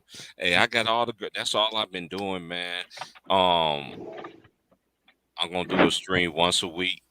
You know, it will be a long stream, and I know I will do a long stream. Depends on people on the panel and shit like that. You know what I mean? And then if it died down, then I just go straight for broke or whatever. That all depends on how the mood, how I'm feeling, and everything like that. You know what I mean? But shoot, man. That's all I've been doing, Right. watching that college hoops. That's all I've been watching college hoops and working a little more extra hours. Now I'm back working again. Shoot, now it's back on that grind. It seems like they're trying to make it. They're trying to give South Carolina some competition in the SEC now, because you know when LSU start gets going, that's gonna be battles every year. Don Staley versus Moki, and hey, this is the thing. Look, it ain't just them. Mississippi State, they got SEC man. I Kentucky, thought they coach. they I got thought some, they coach. they got some dog, they got some girl, they got some good they got some I good thought that coach programs out there. didn't that coach retire there though. Who? They had basketball coach. Moki went to Moki went to LSU. I'm talking about the Mississippi State coach. Didn't he retire though? I don't even know. I don't know. Let me look up and see.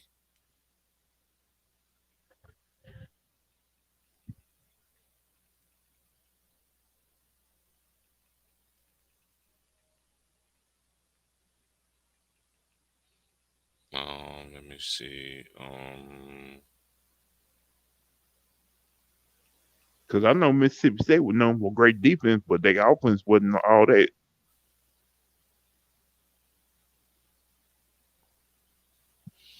No, the intern coach is Doug Novak. Mm. Then the assistant is Eddie Bitton, Malika Willis, and Bob Thornton. Like I said, it's 4 more. Oh, I guess so. New Mississippi State coach, basketball coach Nikki McCray Spencer spoke of the importance of relationships.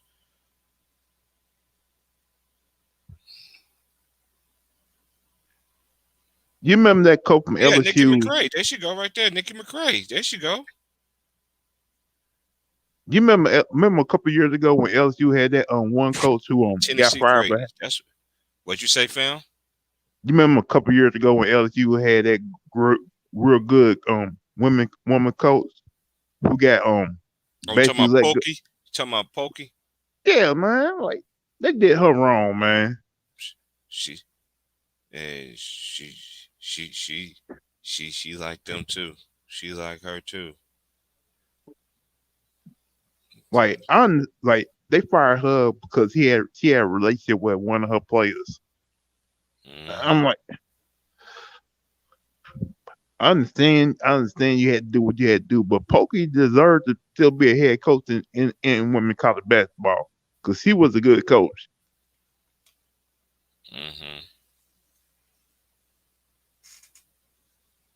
Like the way she got blackballed, she didn't deserve that.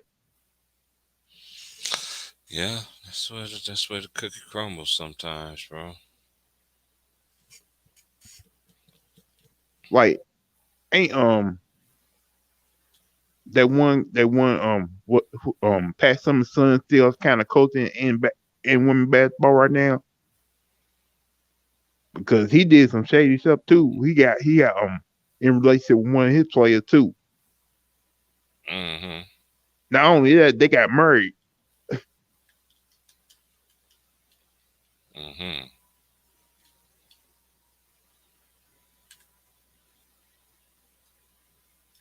Like you was a married man, had a farewell player, and after your divorce, you still got married to that player, and you still assistant coach, be able to coach.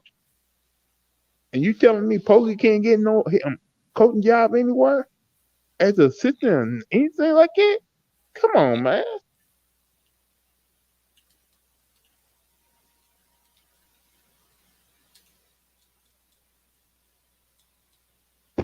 Hey.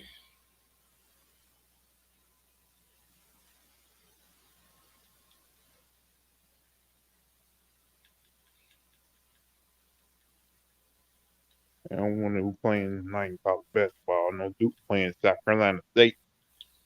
Yeah, they ain't playing nobody.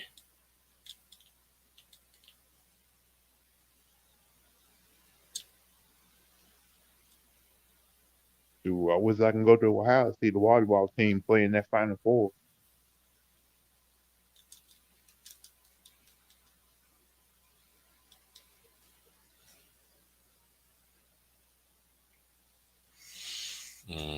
Oh, Oaktown, you still in here?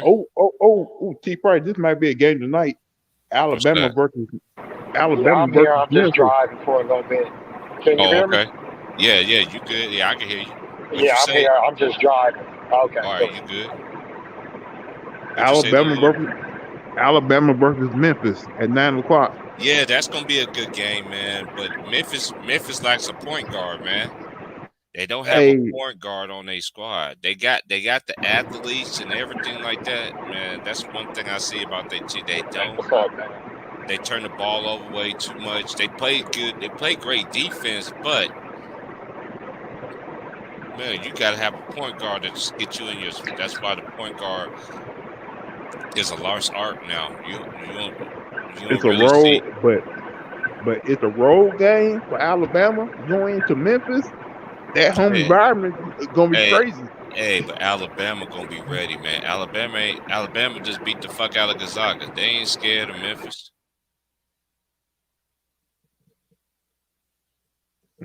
Feel me? I can't wait to see that.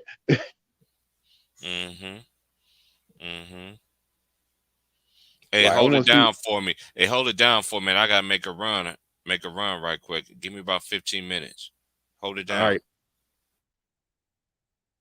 I want to see what game plan Penny Hardaway comes up against Alabama tonight.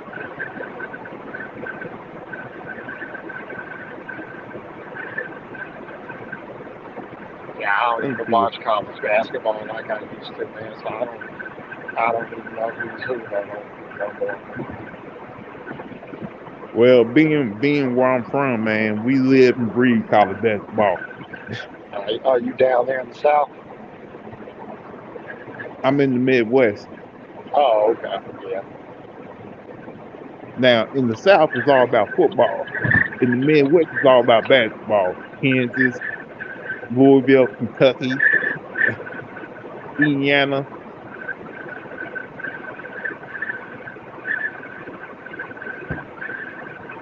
Like where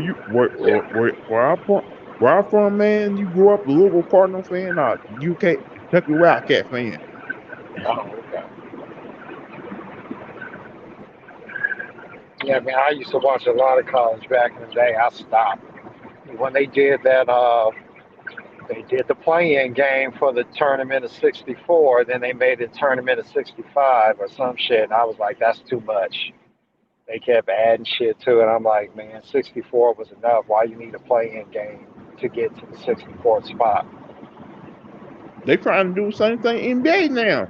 Yeah, I know. I don't like that shit either. I really don't like that play-in bullshit in the NBA. Really, if they didn't have no playing games, Lakers would not have been in the playoffs. What you mean last year? No, they would have been. They had the 7th seed. They would have been in. I mean, we would have been in because we beat Memphis on the last game of the regular season to get the 8th seed. Then we had to go play the Lakers and Memphis again. I tell you this, Memphis is Golden State Kryptonite, man. I don't know if I say all that. They won the last two. I'm saying when Memphis played Golden State, it's like Golden State seems like a whole. Well, I think it get overblown because number one, we had played Memphis in the regular season last season 3 times, and we had beat them 2 of the last 3 games. They beat us in the play-in game, and then we had a 20-point lead when we played them earlier this season, and we just blew it, turning the ball over. I mean, we turn the ball over no matter who we play. Even if we win, we tend to turn the ball over a lot. So that's just what we do. They capitalized. Steph went cold, and we lost in overtime. But I mean, if they start beating us 3, 4, 5 times in a row, then you could say that. But I mean, overall, I mean, like we won 2 out of 3, then they won the last 2. I mean, it's like it become a narrative. People want to say John Morant cooked Steph, but I'm like, they don't even really guard each other. So how can you get cooked by somebody that you don't really guard? Every game, Steph has outscored John Morant in all 3 games. So it's like, is narratives people want to get on streams and say, but I need to see Memphis beat us a few more times before I say, okay, they got our number. They won the last 2, but before that, we had won 2 out of 3. So, I mean, it's like, let's play a few more games before we start saying all that.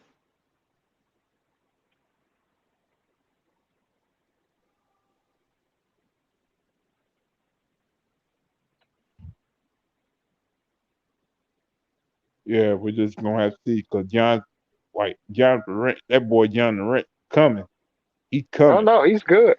Hey, and they've been winning games without him. They're a good team. They're a really good team.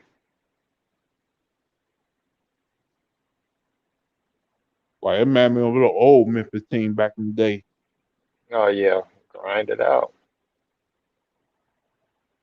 But they're sticking with that identity that made them tough, and them getting Steven Adams really helps them with that. He's physical, but I like Valanciunas too. So I mean, you couldn't go wrong with either guy. But I think maybe Steven Adams kind of fits more what they want, and I forget who else they were able to get in that trade, but obviously it's working for them. Like when they traded Valanciunas for Steven Adams, I was like saying, "What? Really? Why?" Yeah, I know. Me too. Because Valanciunas John Morant. Because to me, Valanciunas is the guy who can hit that mid range, who can post up and still rebound and run the floor. Like ain't nothing against Steven Adams, but he can't do all that. He can't. Yeah. His game ain't like that. Yeah, I'm also wondering, without knowing their cap situation, maybe they got to start extending guys like Jaren Jackson, John Morant eventually, and maybe Valanciunas would cost too much. And so getting Steven Adams, I don't know what his cap number is and nothing like that, but maybe he's a cheaper option that will allow them to sign some of them young guys because you got Dylan Brooks that I know they would want to keep. I'm thinking maybe Steven Adams allows them to play a style of play that they want to play, but at the same time they can pay some of their younger guys without taking too hard of a cap hit. I don't know, but that's just my guess. But I felt they were doing.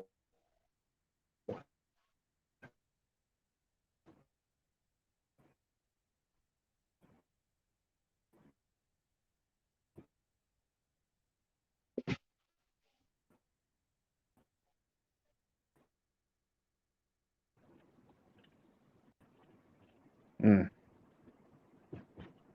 But who's your favorite NBA team? Who you root for? Chicago Bulls. Oh, okay. Oh, yeah, that's fucked up, man. I like what the Bulls did with their moves, though. That was a good start for them. Yeah, right now I'm just worried about when we gonna play the next game and who's gonna be on the court when Yeah, we do. Man, like that whole protocol hit the Bulls at the wrong time. yeah. I mean, that's the thing about this season, man. With COVID, I mean, some team might get fucked up come playoff time or right near the playoffs. You just don't know. So it's not going to be easy for any team to win a championship this year. There might be a few teams hit by this COVID shit near playoff time. So I mean, like, I guess if you're gonna get hit by it, get it out the way. But I mean, just because you get hit, people.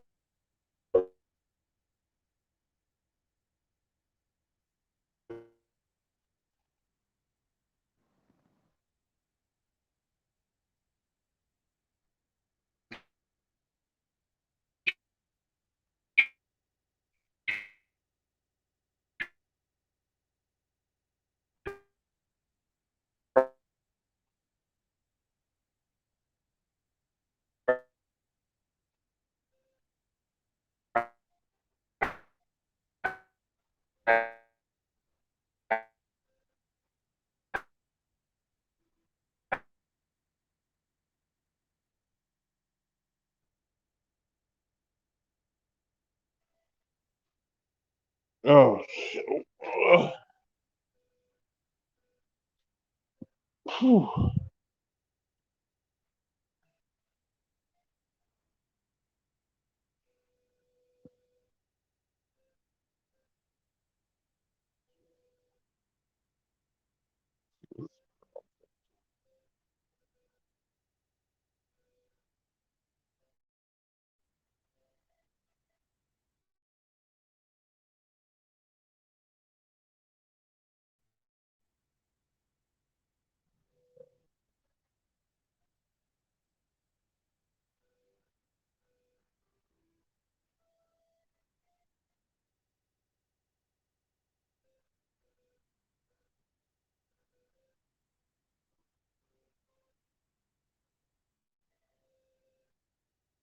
What's up, everybody?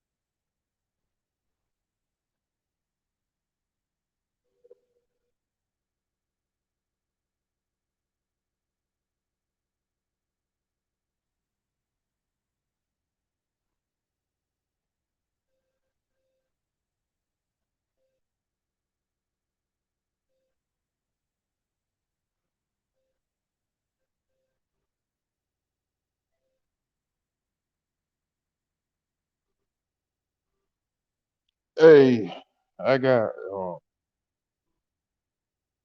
Hey, y'all. T Price come back. Let him know I had to leave, man, because I got to take some really important. All right, y'all.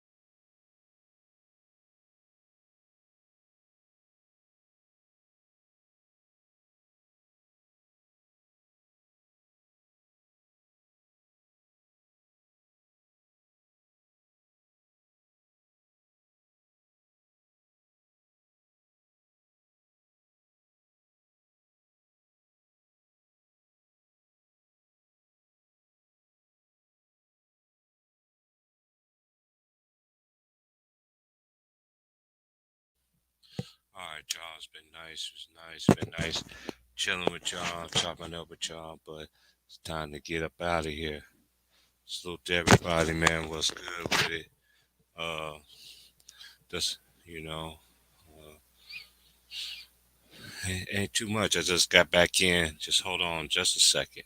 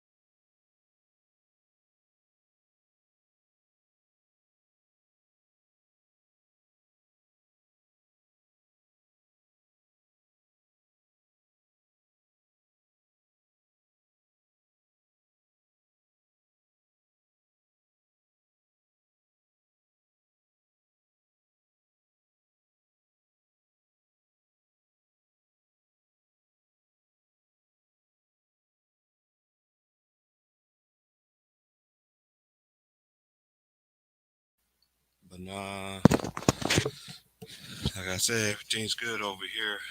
Um, I don't know. I dropped the link again. Anybody want to come in? If not, I shut it down. You know, I'm only gonna do one stream a week, maybe two. I ain't made up my mind if I'm still want to do two or not. But everything's good on my end. Just just getting ready for this college basketball, and just wait for Steph to go ahead and just do this record thing. So we're just gonna see. But I dropped it again. If you might want to come in, if not, I'm shutting it down.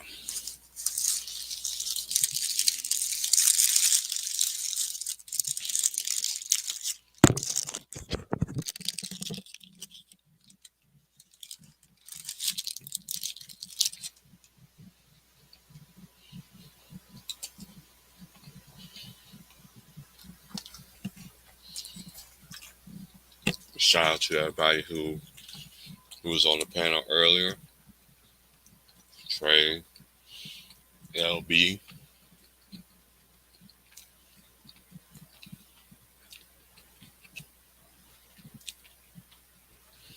Old Town, SY,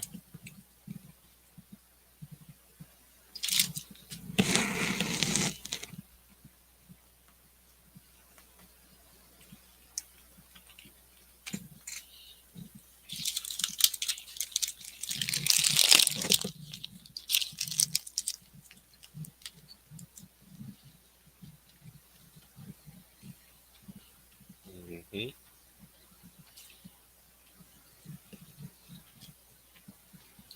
Let me see here.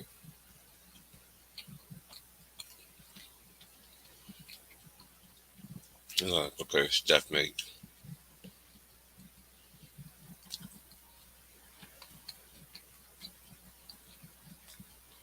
Hmm.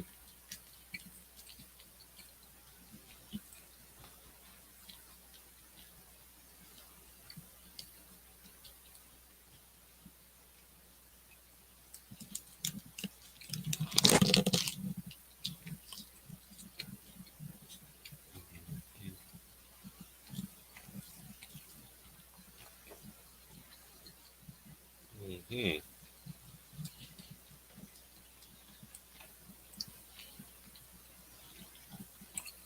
So we got Brooklyn and Toronto. Then we got Golden State, New York Knicks, Phoenix and Portland, and Detroit basketball going against the Bulls.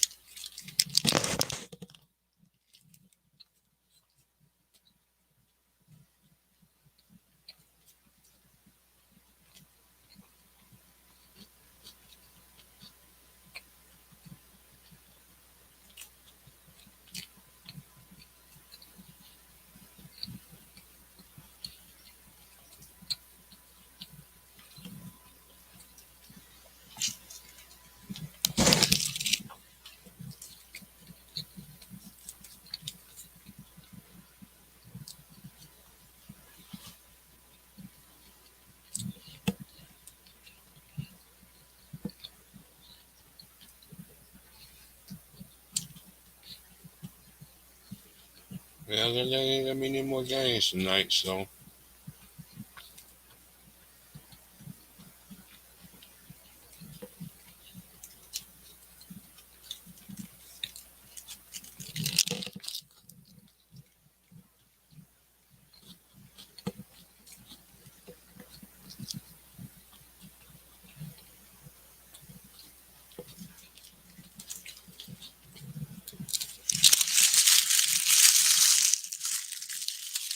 me personally, I'm gonna be watching college. And that's what I'm gonna be doing tonight.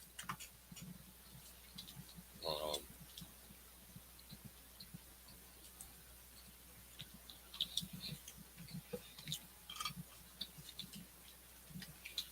Matter of fact, I need to go ahead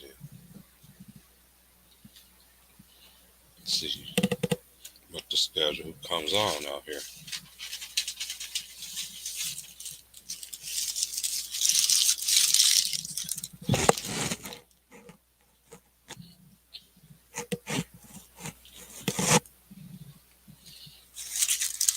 Yeah, Lou, I know I ain't been on here in a minute.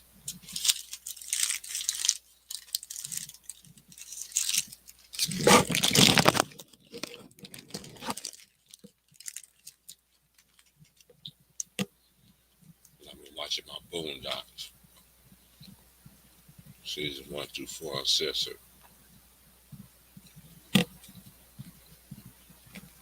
Okay.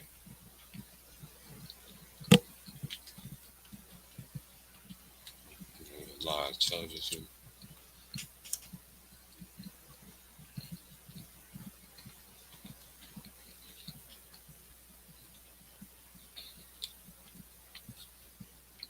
Okay. Mm, okay, let's go to channels, man.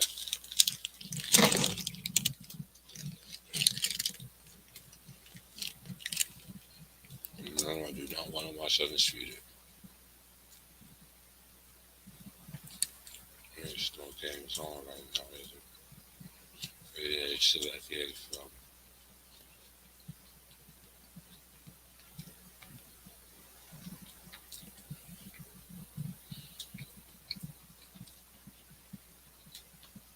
Okay. I'll talk about the SEC network.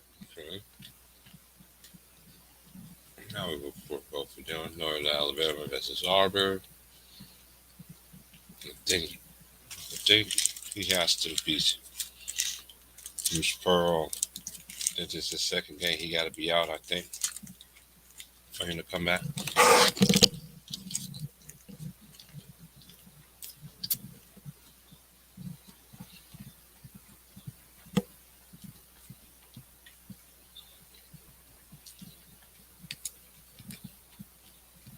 It's like an hour and a half from now. Okay. Let me see you bust on.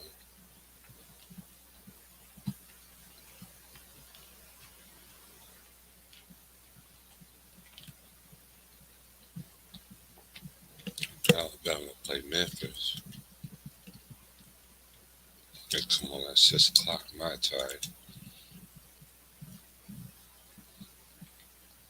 Yeah, that's only 8 shown on ESPN. Okay.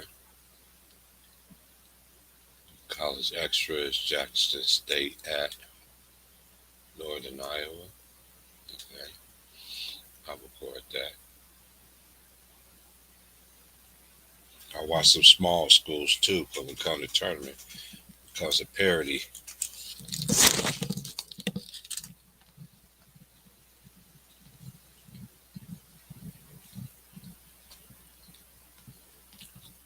Okay.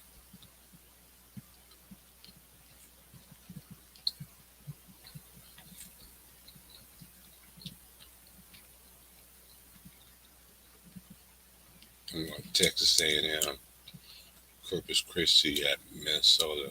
Okay.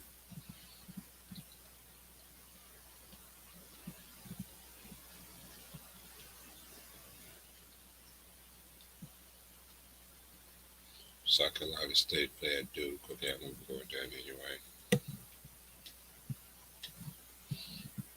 Okay.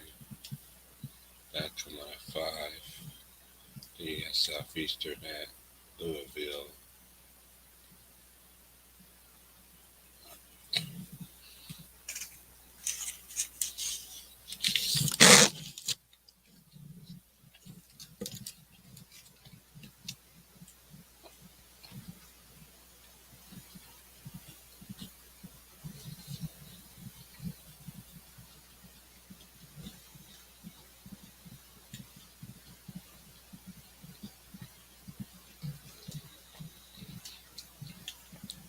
Okay, that about to be ready to come on. Okay.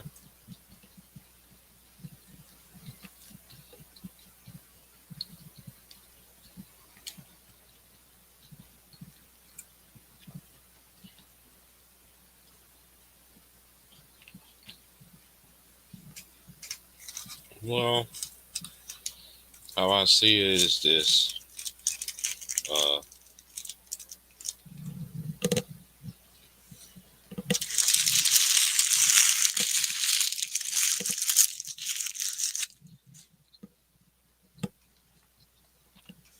uh,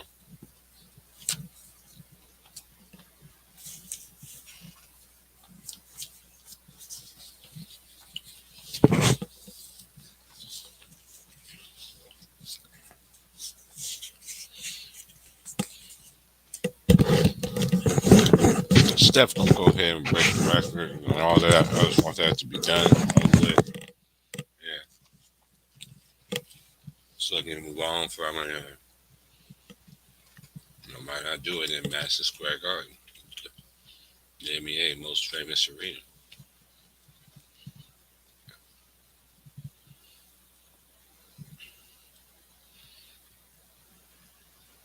And that's pretty much all I got. All right, y'all. It's been nice knowing y'all, man. And I doubt I'll do a stream tonight. I really doubt it. I'll just watch the game from here. I'll go back to square business, back to work tomorrow too. So I might do a stream in the morning. I would have the time to do it if I do decide to, but it's all depends how I feel. But until then, excuse me. You have a good night. You have a good day. Be safe. And I'm signing out. Peace.